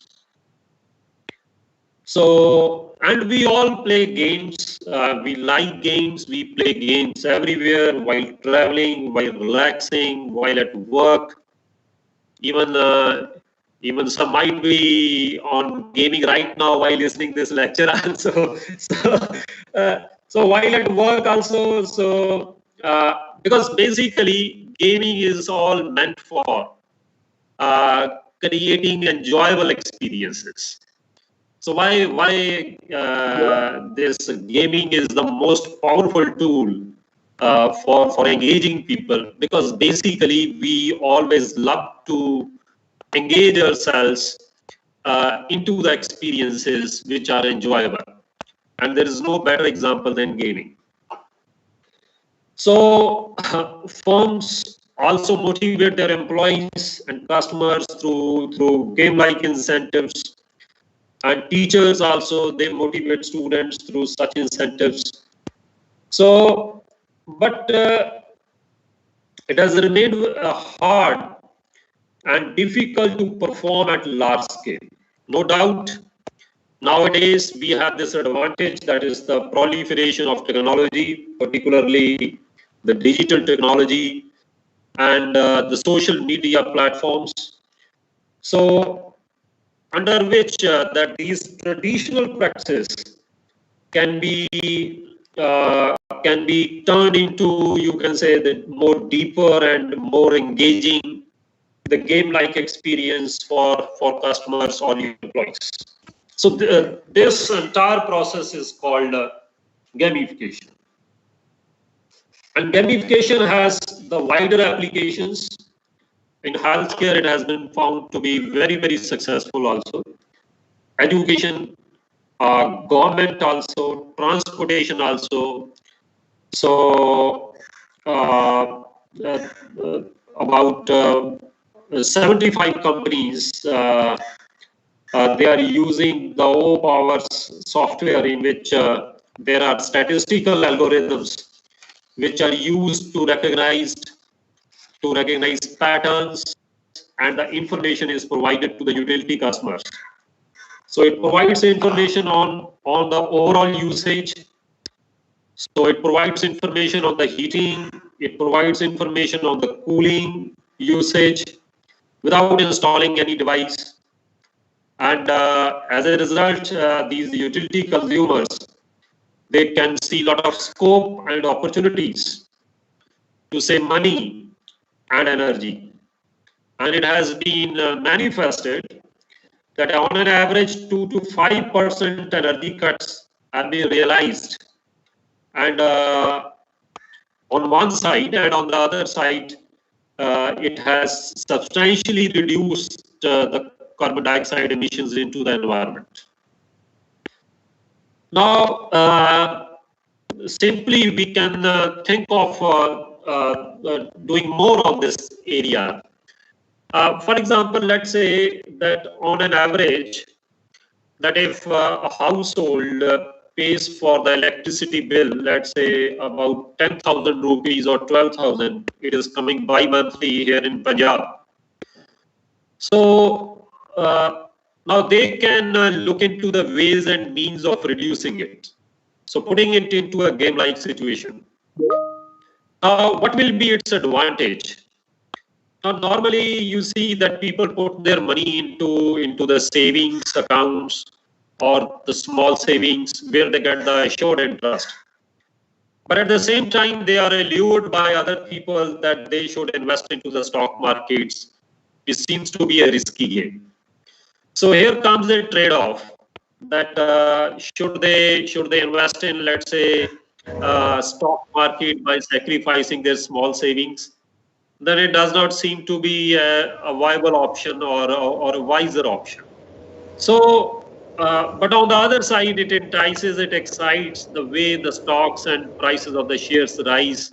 So many times people say that the returns are very hefty, very lucrative. So as compared to the assured interest that you get on your savings. But the advisable thing is that you may look into your expenses or wasteful expenses. So it will be more prudent that instead of sacrificing your savings that you put into this risky investment options, rather you go for probing that where you are wasting money. So here we can see the scope that if we reduce, let's say, our electricity bill from 12,000 to, let's say, 9,000, we reduce it by 3,000 or 2,000, and we are putting that money into a sort of SIP, etc. So this is how that you can employ this concept of gamification into it. So, so in that sense, whatever you achieve, so you can share your achievements with that of neighbors also, your friends also, on the social media, and then it propagates like a wave. So you may use this saved money in some risky investments. Okay. So there is another example we have that of Samsung Nation. So Samsung Electronics in America, so they launched this social loyalty program, Samsung Nation. So where the customers were rewarded on the basis of their online experience with Samsung. So particularly in consumer electronics, Samsung was a pioneer. So in introducing gamification. So members could earn some points, they could unlock some of the badges, and even be featured on the leaderboards.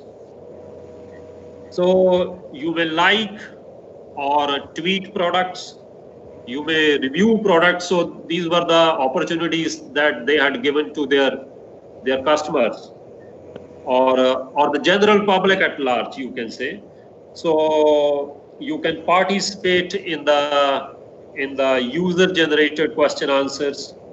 So and your loyalty and trust so were both acknowledged and I'll show you what I talked about in a few minutes. and awarded. What it means is you have two static IP addresses that are. So there are some early adopters. So they find and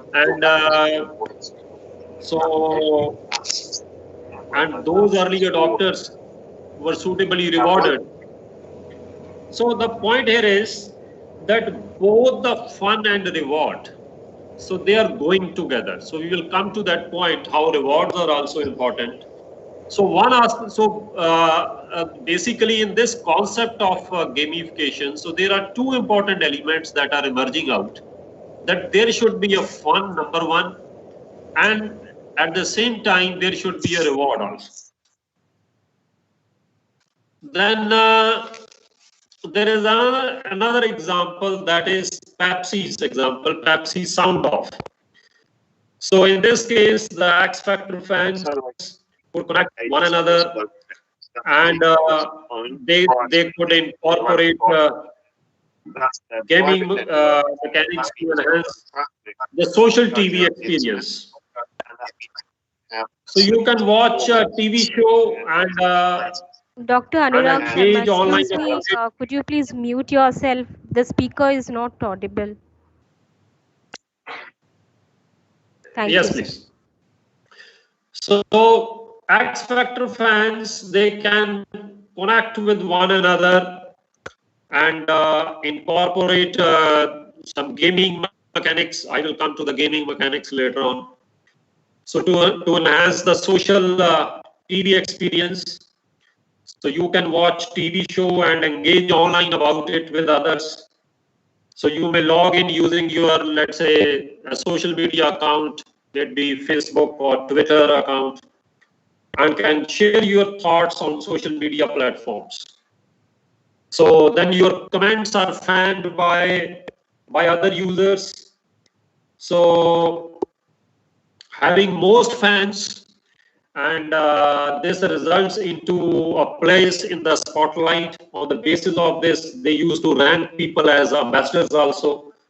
So ambassador status within the platform. So what was there? That there was a social login, then there was the game mechanics, and then there were comments, and finally there was a feedback. So there are examples that people are using this gamification in driving also. So particularly driving in an ecologically friendly manner. So for example, you can take this vow that you would be driving your car, let's say for next 200 kilometers or 300 kilometers within that average speed of, let's say, 80 kilometers per hour, where it will be the more fuel efficient. So that this is how you may engage yourself into a game by setting such type of targets and goals that you will be improving the fuel efficiency of your machine or your car or your vehicle. So, and many good examples have also been seen in the smoking cessation and also giving up alcohol by binge drinkers. Now, just like you see in a cricket match that a bowler bowls a maiden over. So same way there can be targets for the smokers, for the chain smokers or smokers. So they have to bowl a maiden over. That today they will not smoke at all. So similarly, such targets can be fixed for the binge drinkers. Similarly, these rewards can be given to people for not to litter. Okay, for anti-littering behavior. Now, these are the implications of the gamification, not in the commercial aspects, but in the social aspects, for a social good. So a product is social good, you can say. Okay.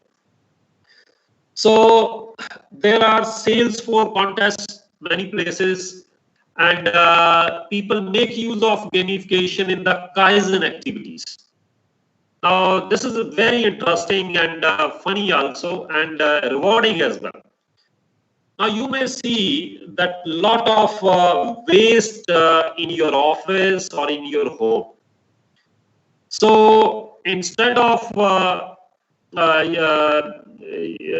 just putting it outside or into the garbage, you may see that how best it can be used for some productive purpose. So there you make use of that waste, okay, and you put it into the best use, either in your office or at your home. So these are one of the Kaizen activities, innovative as well as there is a lot of fun also, and it is rewarding also. So later people are acknowledged, employees are acknowledged in the offices, and important thing when I talk about the rewards here is that there need not to be all the time extrinsic rewards. So many times we get the intrinsic rewards which are internal but as well as eternal in nature. So their eternality is more significant and it is more lasting even as compared to the external rewards. So though the companies are using the gamification at a greater pace, but at the same time, as I discussed earlier, that large majority of them are failing due to the fact that either the processes are inappropriately gamified or there was a lack of understanding. So how the gamification works or what gamification is. So that is why we would like to discuss the framework of the gamification. So under which it should be operationalized.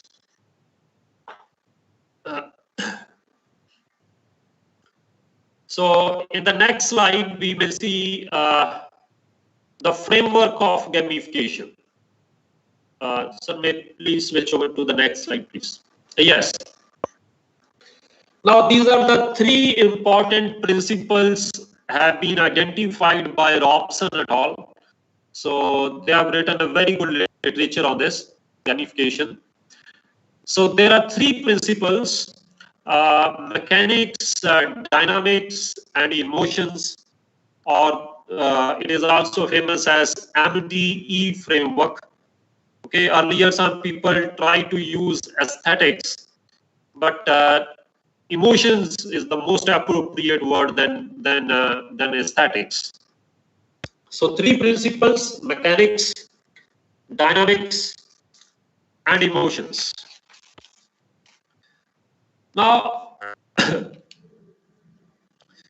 important thing here is that gamification should not be misunderstood as using the actual game.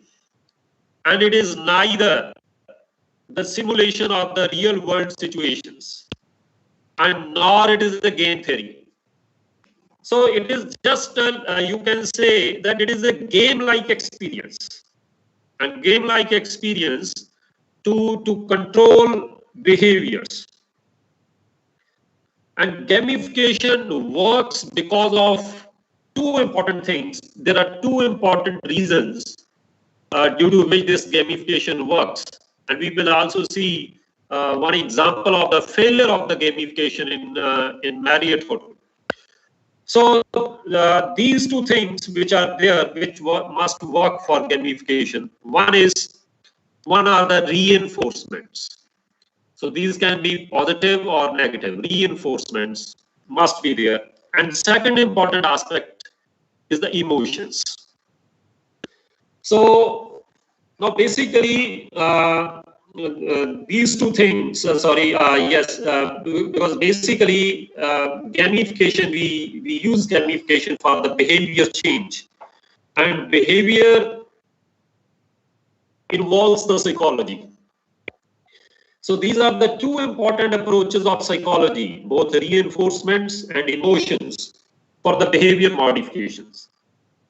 So reinforcements can either be extrinsic or intrinsic, that there may be some external rewards, you are acknowledged, appreciated by people outside, by others in the society, okay?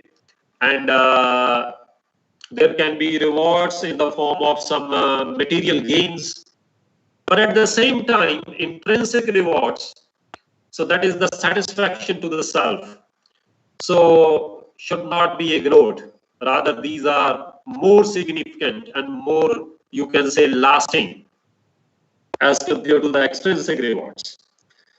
And these things have also been noticed by the theorist in a psychological model of operant conditioning. So they argue that behavior can be controlled by the reinforcement. So there has to be the reinforcements. So when there are reinforcements, people are rewarded. So they see some sort of association with those rewards. Then this basically results into the repetition of the desired outcomes. So that is more important for behavior change. It should not be a case that once the behavior change has been demonstrated, but then it has been abandoned, has been given up, then it is not successful. So there are some good examples. So sometime in a class, you tell a funny story and the class laughs. So then what happens, looking at that feedback, so this is a kind of reinforcement you see. So you will probably be more likely to share more such stories in the class. Similarly, if a student asks question in the class, so teacher appreciates, so then so the students start asking time and again. Then basically what does it mean? That repetition takes place and it becomes a behavioral loop, you can say, and as a result of which this habit is created. So then we have these emotions.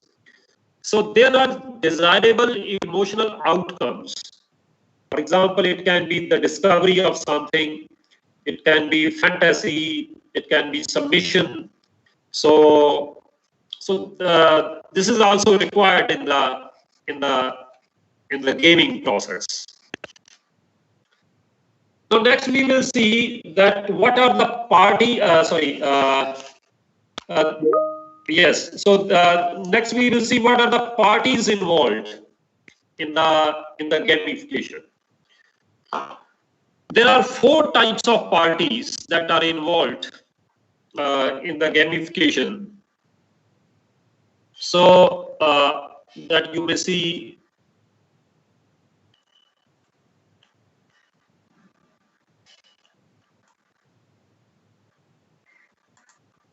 Yes, in slide number 5. So one are designers, players, spectators and observers.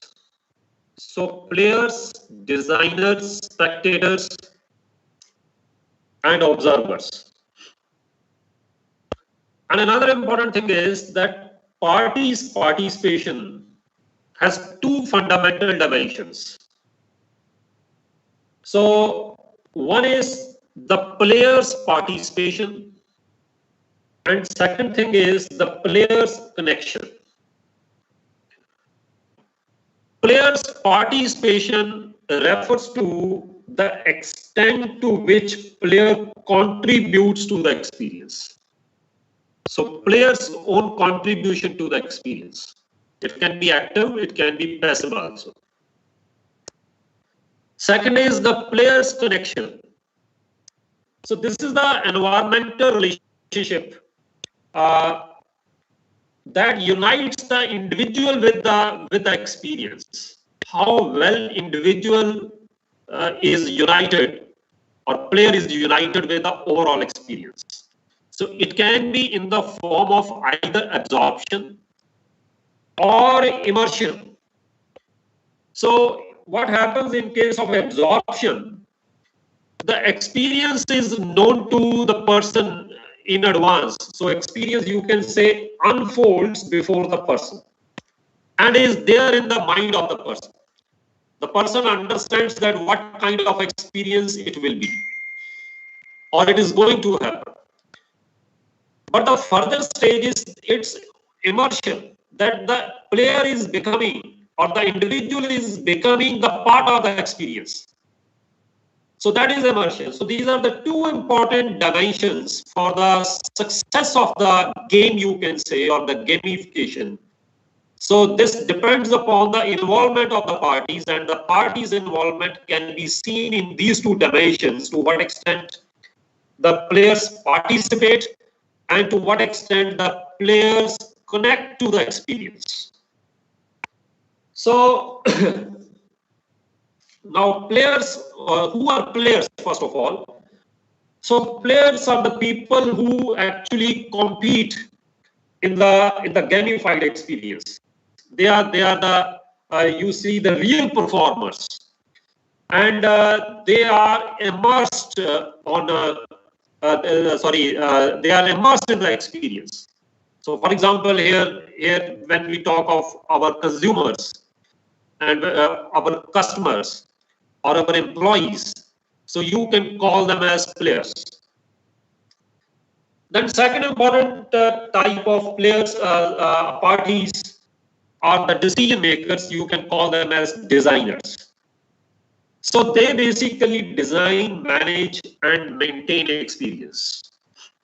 So for example, here in marketing, the customer relationship managers, you can say, and human resource managers. So they are the designers, you can say. So they remain active whenever you have to design the framework of the game, and they remain active in the implementation also. But once the game gets started, then they become passive. The third type of people who are involved, or the third party that is involved here, is they are spectators. They do not directly take part in competing, but they influence the gamified experiences. They are also highly immersed. आप कह सकते हो कि जो लोग थोड़ा fence पे बैठे होते हैं, okay, जैसे substitute players, you can say. Okay, so they basically they cheer the players. Okay, so they are the spectators. So their role is they basically cheer for others. Their role is passive, but their role is very much sportive. Okay, so that has to be there. Then fourth type, the fourth party is observers. So they are outside individuals. They are passively involved, and they watch from outside. So but Presence leads to the popularity. So they can be potential players also, they can be spectators also, potential spectators. So for example, employees of other departments, employees of other organizations. So they look at the experience what people are getting, your own employees are getting here. So they are watching from outside, they are observers. So they basically witness everything. They witness the experiences being generated by your organization, for your employees or for your customers. But they do not impact upon the experience. Now, these are the, you can say, 4 types of parties. Now, for example, if I take a very simple example. For example, comedy nights with Kapil Sharma. Okay, so this is one of the most popular show. Now there you can see all these 4 parties.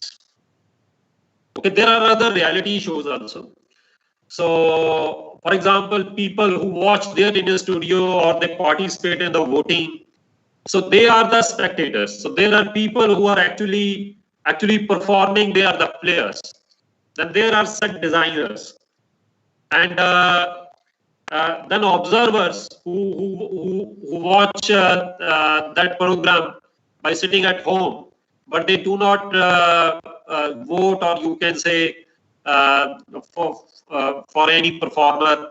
So they are observers. So in that sense, this game works. Now we will see the mechanics.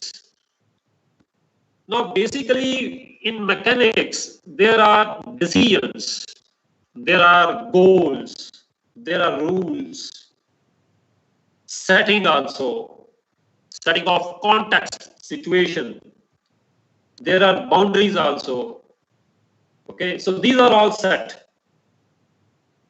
So just like on a chessboard, you have the pieces you put there, okay, on the chessboard, and then there are norms, okay. So there are rules of movement. So in that sense, this is the mechanics. So there are 3 types of mechanics, you can say. One is the setup mechanics. So in setup mechanics, you see what type of objects are needed and how to be distributed among players, those objects. There can be some spatial dimensions relating to space, who can participate from where. There can be temporal dimensions. So what is the time you have given for doing that particular activity? So it can be for 7 days. So it can be for 15 days, for 1 month, etc.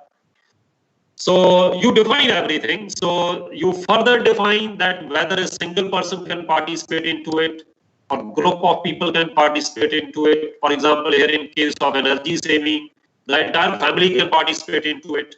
Okay. So then there can be rule mechanics. So in the rule mechanics, there can be some constraints also. There can be some permissions also. So it can be time based also. It can be objective based also. Means objective based means what will be the next level of playing. So then third type of mechanics is progression mechanics. So in progression mechanics, there will be the dictation of the reinforcements, that how your scores will be counted, will be given. So there can be leaderboards where your scores will be recorded for your reference, for the reference of others. Okay, so there can be some social significance also. You can get some social recognition out of it. So this is about mechanics. Now next we see that as mechanics is set by the designers, then there comes the dynamics. Now in dynamics means how players follow,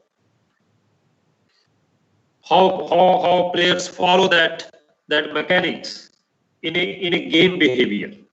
So what happens? There are actions, there are interactions, and these all these things emerge during the play. So there is the role of spectators also, there is the role of observers also.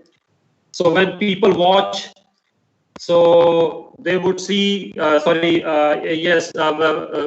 more people watch, so naturally it puts pressure on the player that they have to play fairly because others are also watching them.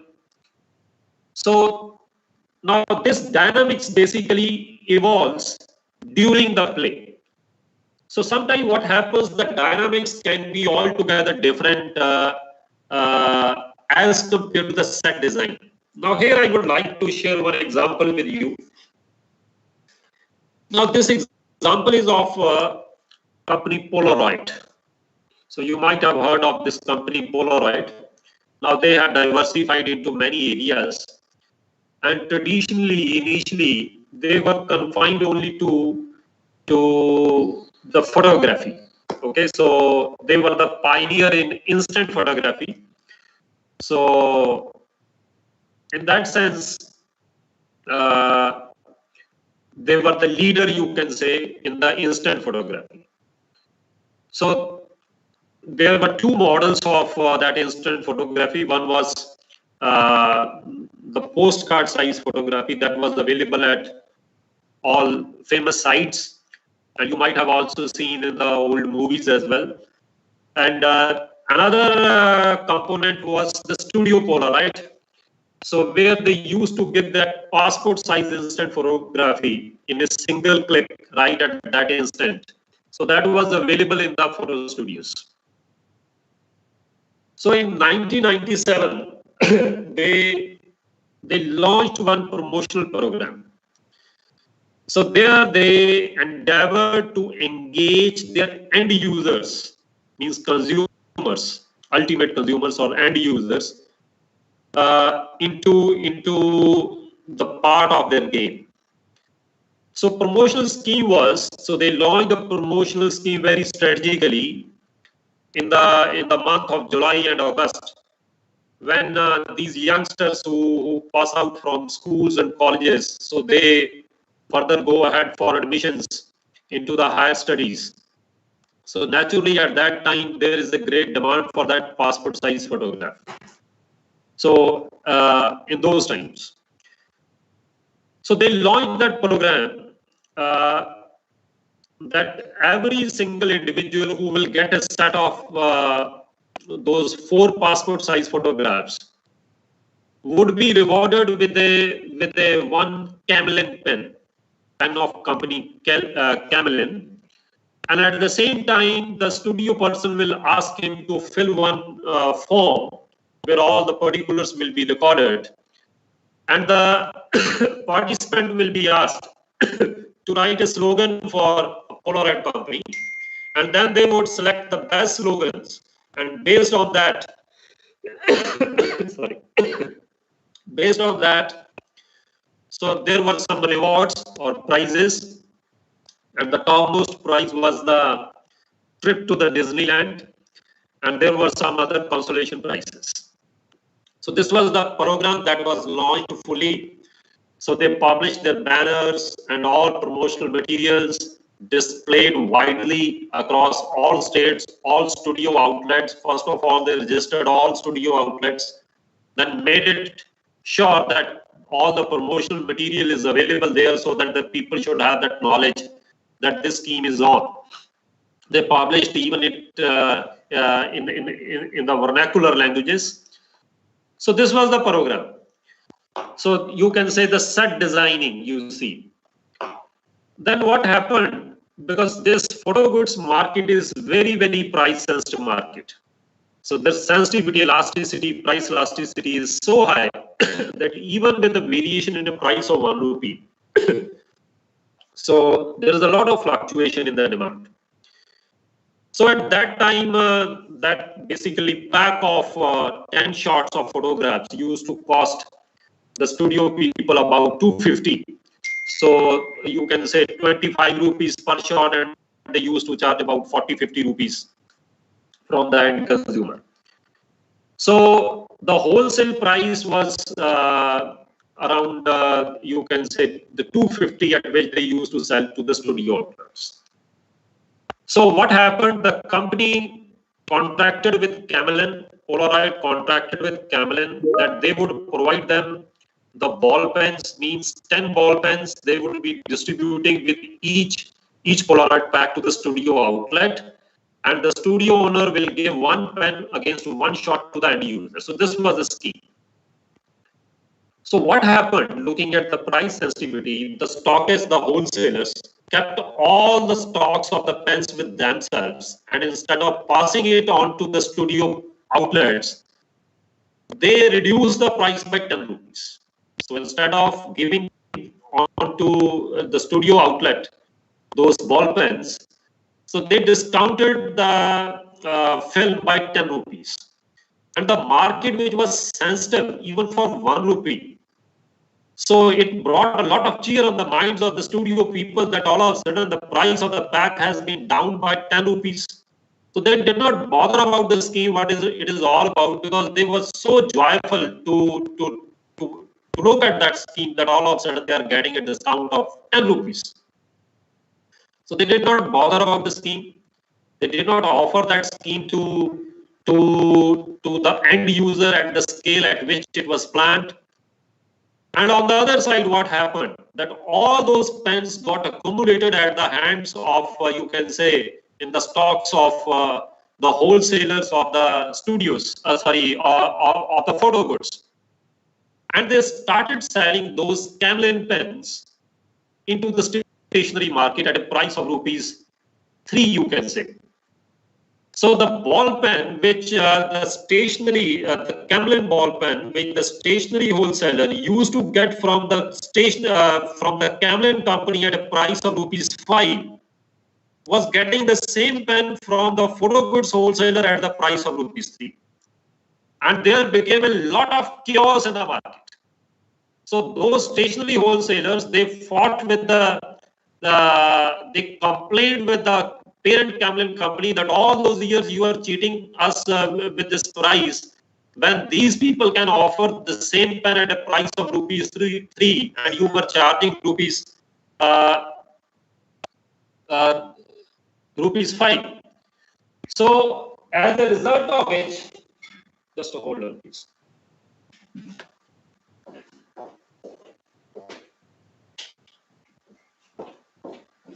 So as a result of which, what happened? So there was a huge chaos, and finally the scheme was flopped. Camlin stopped the supply of pens to the Polaroid, and there was a lot of hue and cry among both the wholesalers of the photo goods as well as the team that was working with this scheme at the Polaroid office. So finally it ended in a chaos. So what I mean to say here is that even though your mechanics was all good and it was looking fabulous, but the game failed because of the dynamics. Nobody imagined that this could happen. So basically, this is the most peculiar state of dynamics, that it emerges while playing. Many times you can't anticipate that how will it work. Okay, so sometime it may work in a favorable manner, but on many occasions, so it may work altogether in an unimaginative ways. So this is very important point.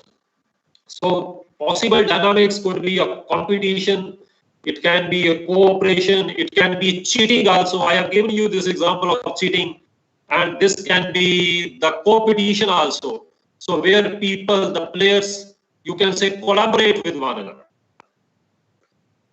So then another aspect is emotions. So emotions are the, you can see, the mental affective state of the people, or you can see the reactions that are evoked, and basically this is a product of how mechanics has been followed by players and how the dynamics has been generated. So what I told you that there was a lot of chaos and a lot of disappointment. So a lot of dissatisfaction on the part of people who actually instituted that program.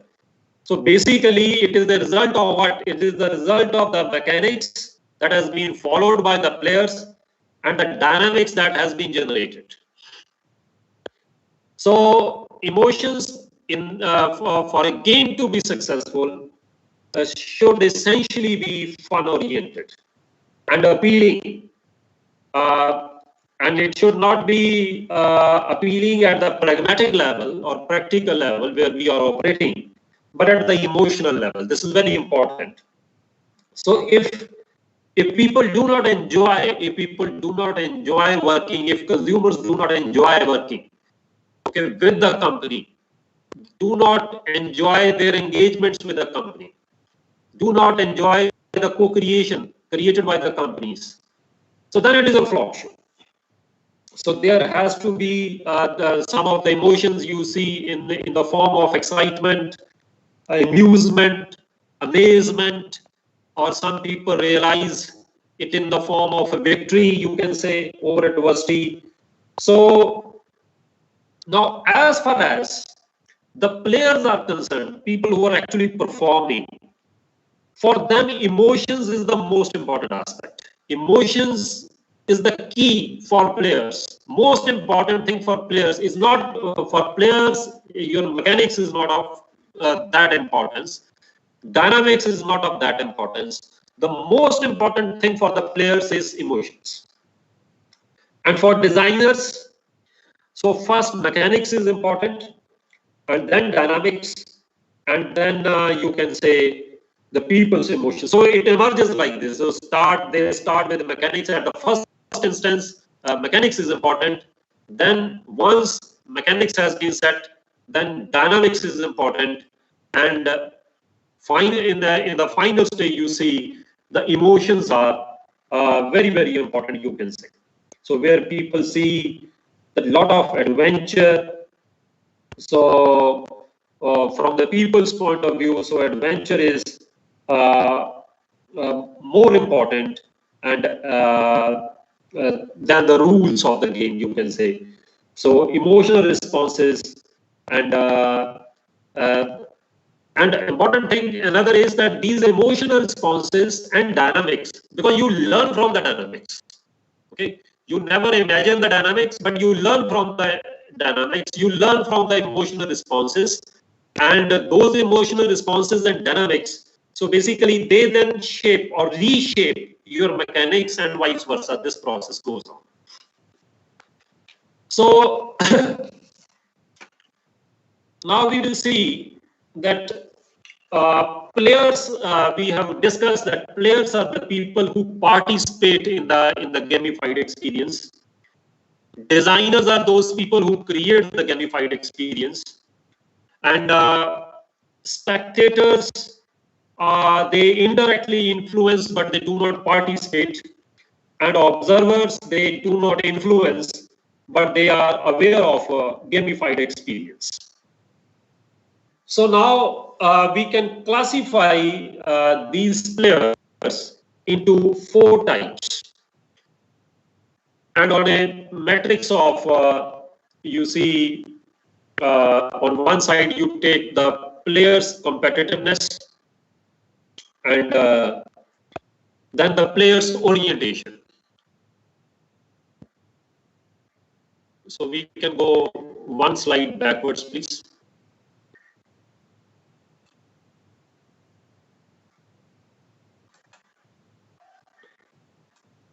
Yes, to the previous slide. Slide number 6. So we have 4 types of players, you can say. So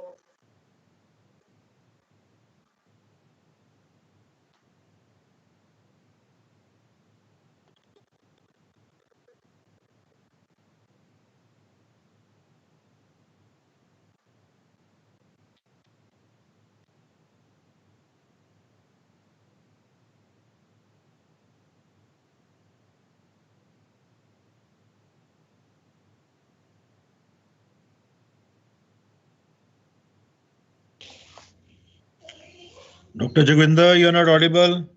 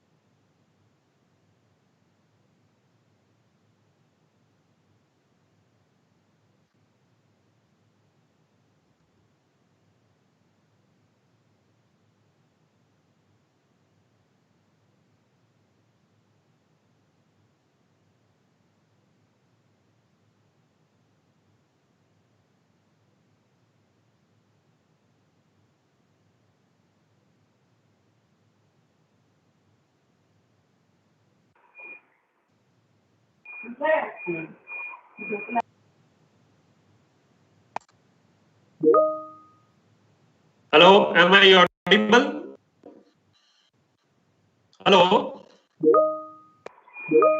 Yes, sir, audible. Okay, sir. Okay, thank you. Sir, please switch over to slide 6, slide number 6. Just one slide back.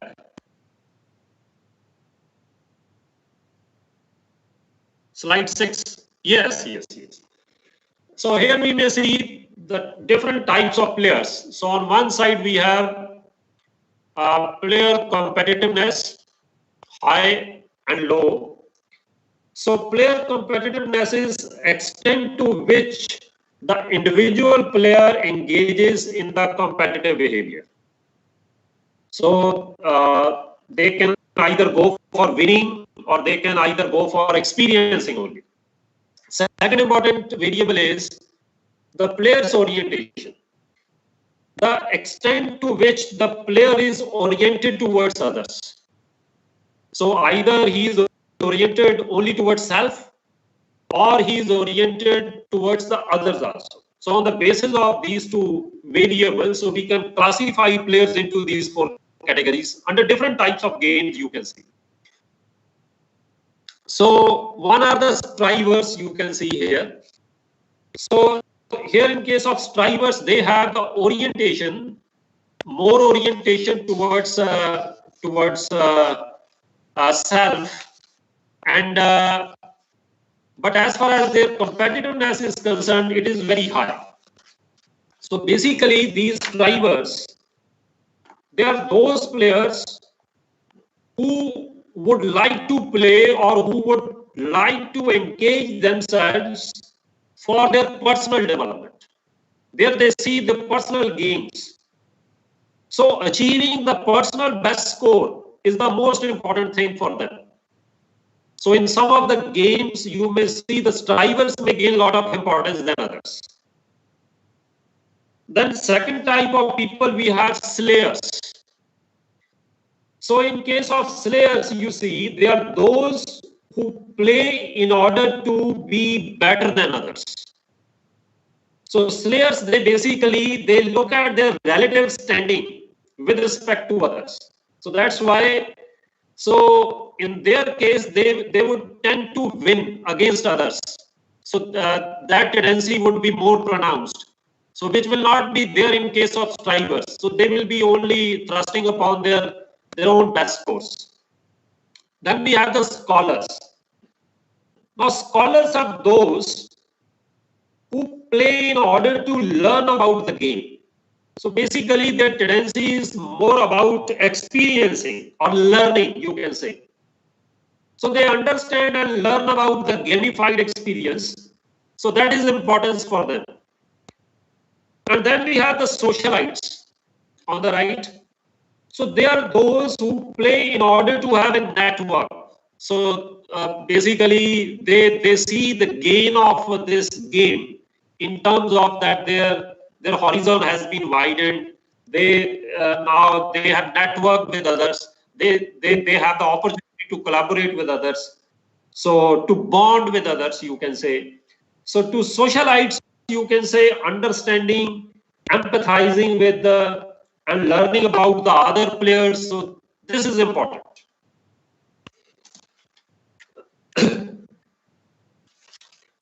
Now in the next slide, we will see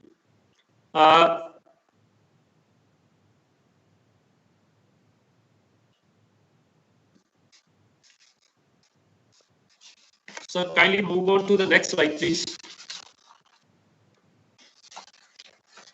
Yes. Now here you may see the gamification mechanics for these 4 type of players. Now here you see that leaderboards, points, badges, yes, these are important both for slayers and strivers. Increasing task difficulty, yes, they would like to move on to the next stage. Yes, it is important for slayers and strivers. Finite end, yes, it is again important for slayers and strivers, only then they could see their achievement. But as far as the multi-layer orientation, multiplayer, rather it is not multi-layer, so there is a correction, multiplayer orientation, so it is for socialites. And similarly, yes, infinite play, yes, for socialites and scholars, it is important. Yes, new levels, it is important for scholars. Team playing, yes, it is important for all. Online playing, it is important for all. Real world playing, it is important for all. So now this is how the gamification works. This is, you can say, the concept and the dynamics of the gamification.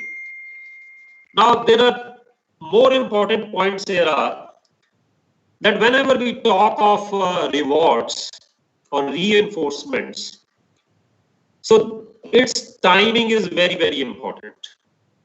Now, if the rewards are delayed or if the rewards are missing, then it is of no interest for the players. Now, I would like to give you one example here of Hotel Marriott. So, where this gamification has failed. Now, basically what happened, so Marriott Hotel designed one gamified experience that was the My Marriott Hotels. So this was designed in 2011. So basically the objective was, the goal was to attract new employees or good employees. So they developed a Facebook game, which was similar to any other popular Facebook game. So in which the players were supposed to simulate work that actually happens or that actually is conducted in Marriott Hotel. So players imitated their activities, may it be the decoration of the rooms or decoration of the dining rooms, ordering the food inventory, or working within the stipulated budgets. So mechanics were structured that these players would earn some points for making customers happy. And if they will lose points, now these are the negative reinforcements, that they would lose points. So if there will be the poor customer service or the service delivered was not adequate, was not good, was not up to the mark. So in addition, it was also provided for, the provision was made for that they can apply for jobs at Marriott Hotel. So one link was given on this page of the Facebook game. So this was an innovative gamification, but after 1 year, they had to abandon it. Now, the point here was that why this failed to meet the expectations. So first of all, there was the flaw in the mechanics. It was not well structured because the rewards were not attractive to the players. And there was one was the lack of shine in the rewards, and number two, there was a very high degree of uncertainty about the rewards. So player collected points, but for no meaning, just for the collecting points for the sake of collecting points does not fetch anything. So important thing is, yes, if they could have provided an opportunity that after a certain threshold of someone who achieves a particular threshold of points or above, so they would be called for interview, then this could have been the more attractive way of doing things. And second important thing was that there was no socialization. So basically, they did not get the opportunity to work with one another. So in that case, for example, here we have seen that people having the orientation about others, so naturally those people will not be attracted, will not find this game interesting. So means for you can say for scholars it can be a good game, but for slayers you can say, for striver you can say, or particularly socialites you can say. So this was not a good game because they did not allow the social playing. So there was no opportunity to interact with one another. So that's why it failed to inspire dynamics. It failed to evoke emotions. It failed to provide or ensure person-to-person connections. So just collecting the points, just for the sake of point collection, may only persuade, may only inspire, may only motivate the strivers or slayers to some extent, but not to other players. So in that sense, so as we discussed that on number of occasions, so this has failed because either the mechanics was not good, but even though mechanics can be good, but the dynamics that developed, and over dynamics, nobody has the control. Dynamics cannot be controlled.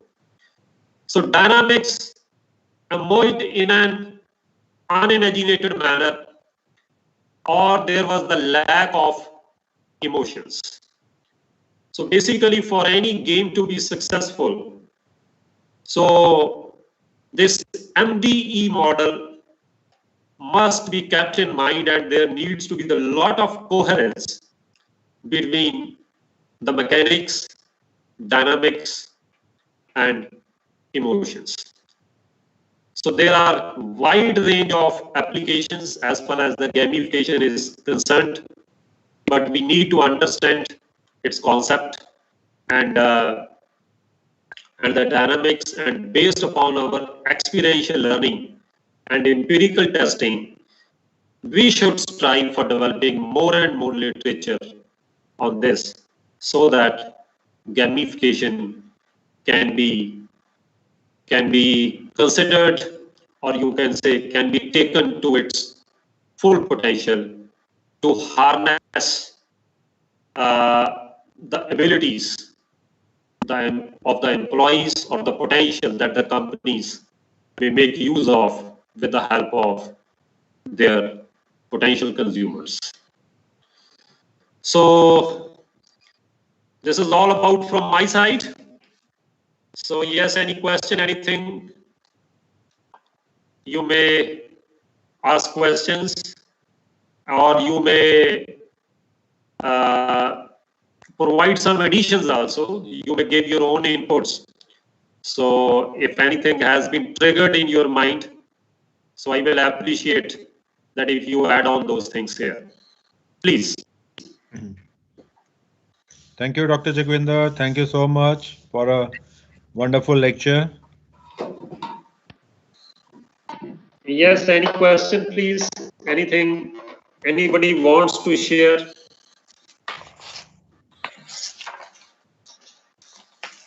Any question from the participants?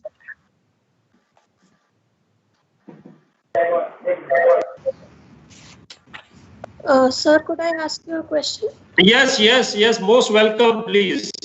Most welcome. Sir, I'm looking at your screen of gamification mechanics. I just would like to know that in case we want to create a game for for our students or participants, then should we look at this this poster and plan the game accordingly? Yes, definitely. This is a basic framework. Now, important thing is that you should see the number of variables. So, particularly the kind of players, you must be very clear about your players, because your players will have the different motives. Now, point here is that if any, because it is basically situational in nature, it is all contextual in nature.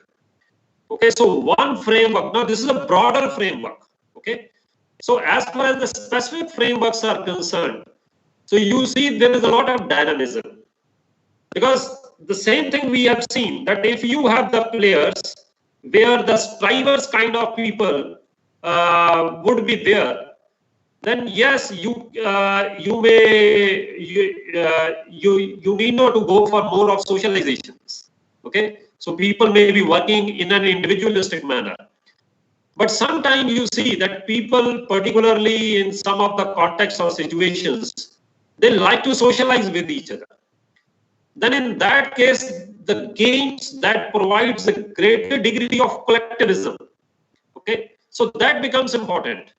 So you have to, important thing is that instead of replicating any particular model that has been either successful or unsuccessful in one context, we should see our own context and see that what is appropriate in our context. So there will be a lot of variability as far as this implementation of the gamification will be concerned, because each and every context will be different. For example, if we develop one model for one social good, let's say for the smoking cessation, okay, maybe a case that it will not work for the anti-littering behavior, because in the anti-littering behavior we see there is a lot of socialization, that people collectively litter, but as far as the smoking is concerned, people may not smoke collectively, so they smoke individualistically.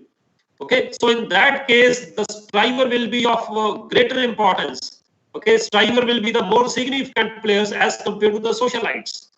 So context is very, very important, and this mechanics must be set in response to or according to the context in which we would be implementing the gamification. Okay. So I would like to just add to my question and to your discussion, just in case we are talking about a class where we want to conduct gamification, then we have a mixed audience. How yes, can definitely. we break them into such groups? As far as the class is concerned, it is my own perception. Okay, so you have every right to differ in your perceptions, but I always consider class in a social context. So there I see that you will see the lot of scope for these socialites.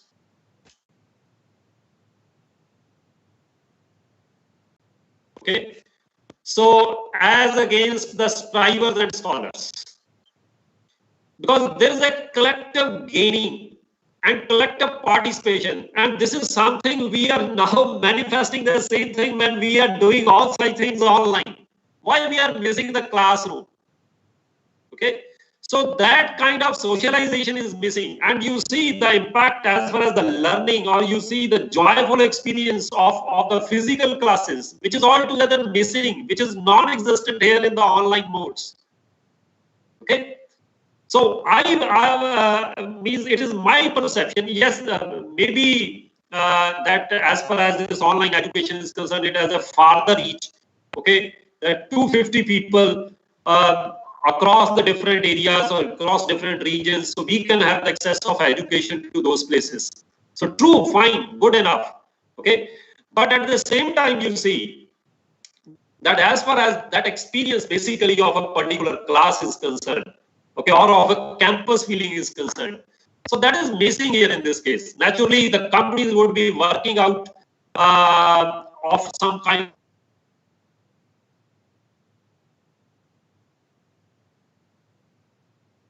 some intervals, so they will be providing them both experiences of the campus as well as the online classes.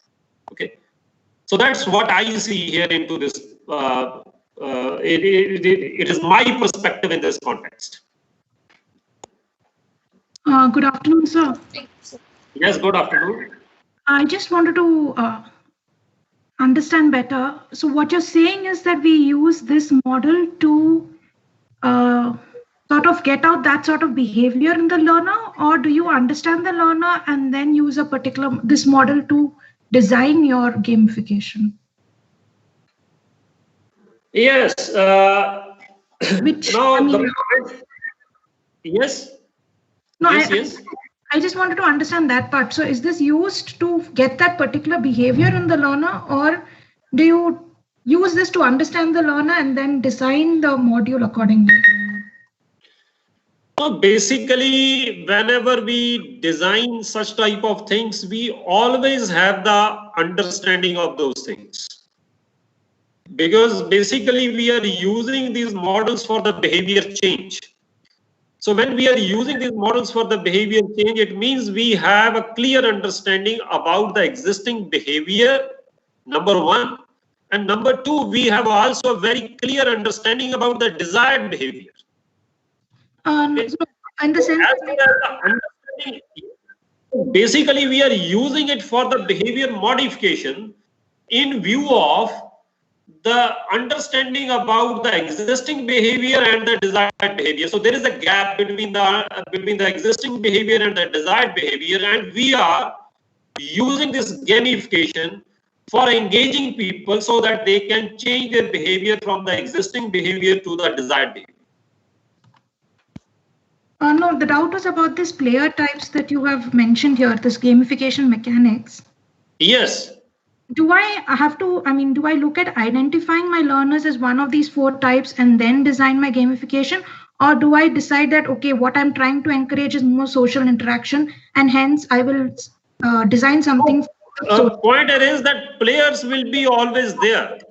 Okay. So players are already there, and you have the understanding that what type of players are likely to be here in my context. For example, here in your for example, in the field of education, you have the understanding. You have the prior understanding that what type of players are likely to be here. In a different context, in the different situation, you will again have the understanding. Now, for example, if you are working here, okay, in a educational context, so you have the understanding. Now somebody may take idea from your empirical investigations, or you can say experiences, and they may cross-pollinate those ideas into their own context. Okay, looking at some of the similarities or some of the scope that they see that the similar type of players do exist in their context as the type of players are existing in your context. But when you are employing those things, that you need to have the clear understanding that what type of players are likely to be there in your domain. You have the prior understanding. Otherwise, if we do not have this sort of understanding, then I think we have a danger in indulging into trial and error experimentation. Hello, sir. Hanji, hello. Yeah, thank you for sharing all the fundamental concepts. Ji. I had 2 related questions. One question is, whatever model you have discussed, can you share the references of that model? That is the first question. Yes. And second question is, are there any additional similar models, and can you also share their references? The point here is that basically I have referred to this model because this is the one of the most standardized model. This model has been advocated by Robson et al. Okay, K. Robson, K. R-O-B-S-O-N, K. Robson et al. So that has been published at Harvard. So basically, I have referred to this model because my topic of discussion was the marketing implications of gamification. Okay, so I refer to this model clearly in this context of customers and employees. Okay, so this model holds true here in this case, and you see that this model has gained wider applications in the areas like transport, also in the areas like healthcare also, and even in education also.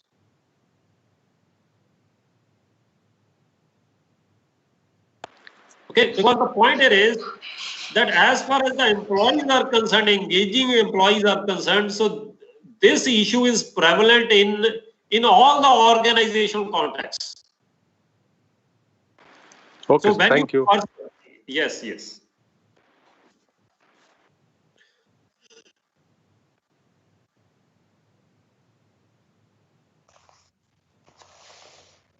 Do we have any other question from the participants?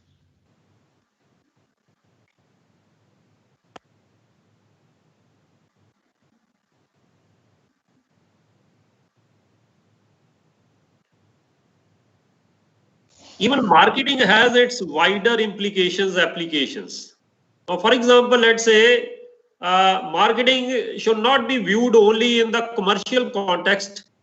Marketing has a lot of role to play, and it is being played in the social context. For example, if I see many times you see that on the roads the government publicizes or our national highway authority publicizes safe driving is applied here. Okay, so this is also a marketing. Swachh Bharat Abhiyan is a marketing program. Okay, so in many cases the rules do not work out. So people are persuaded, motivated. It is all about the behavior change. Okay, so here marketing has the implications. So that's why. So similarly, when you persuade your own employees, so this is also a marketing. It is known as the internal marketing. Marketing for your own people, so that they can change the behavior and which is more positive towards the organizational goals. So in view of all these situations, this model has been very much generalized. So in that aspect, I see the greater scope of its application in many contexts.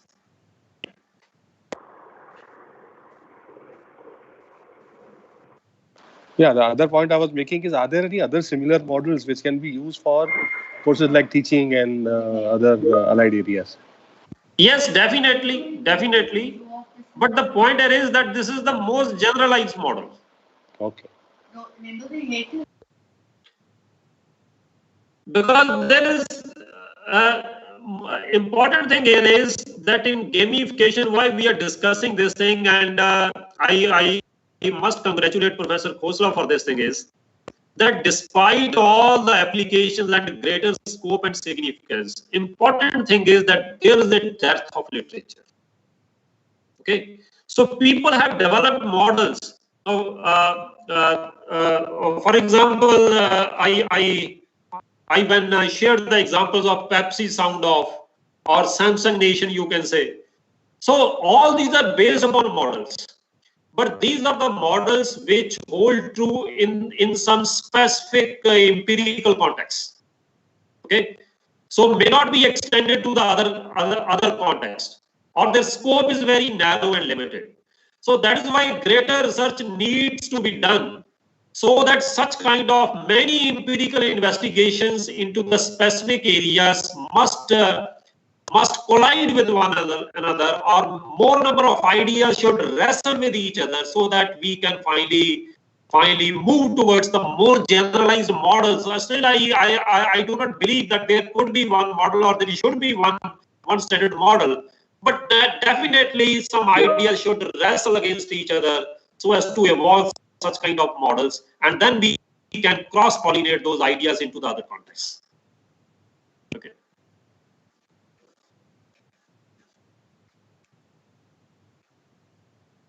Thank you, sir. Thank you very much. Okay, thank you. Any other question, please?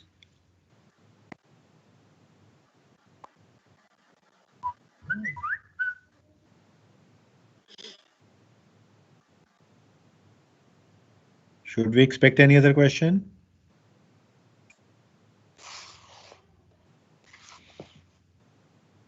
I think Dr. Jagwinder, there's no further query.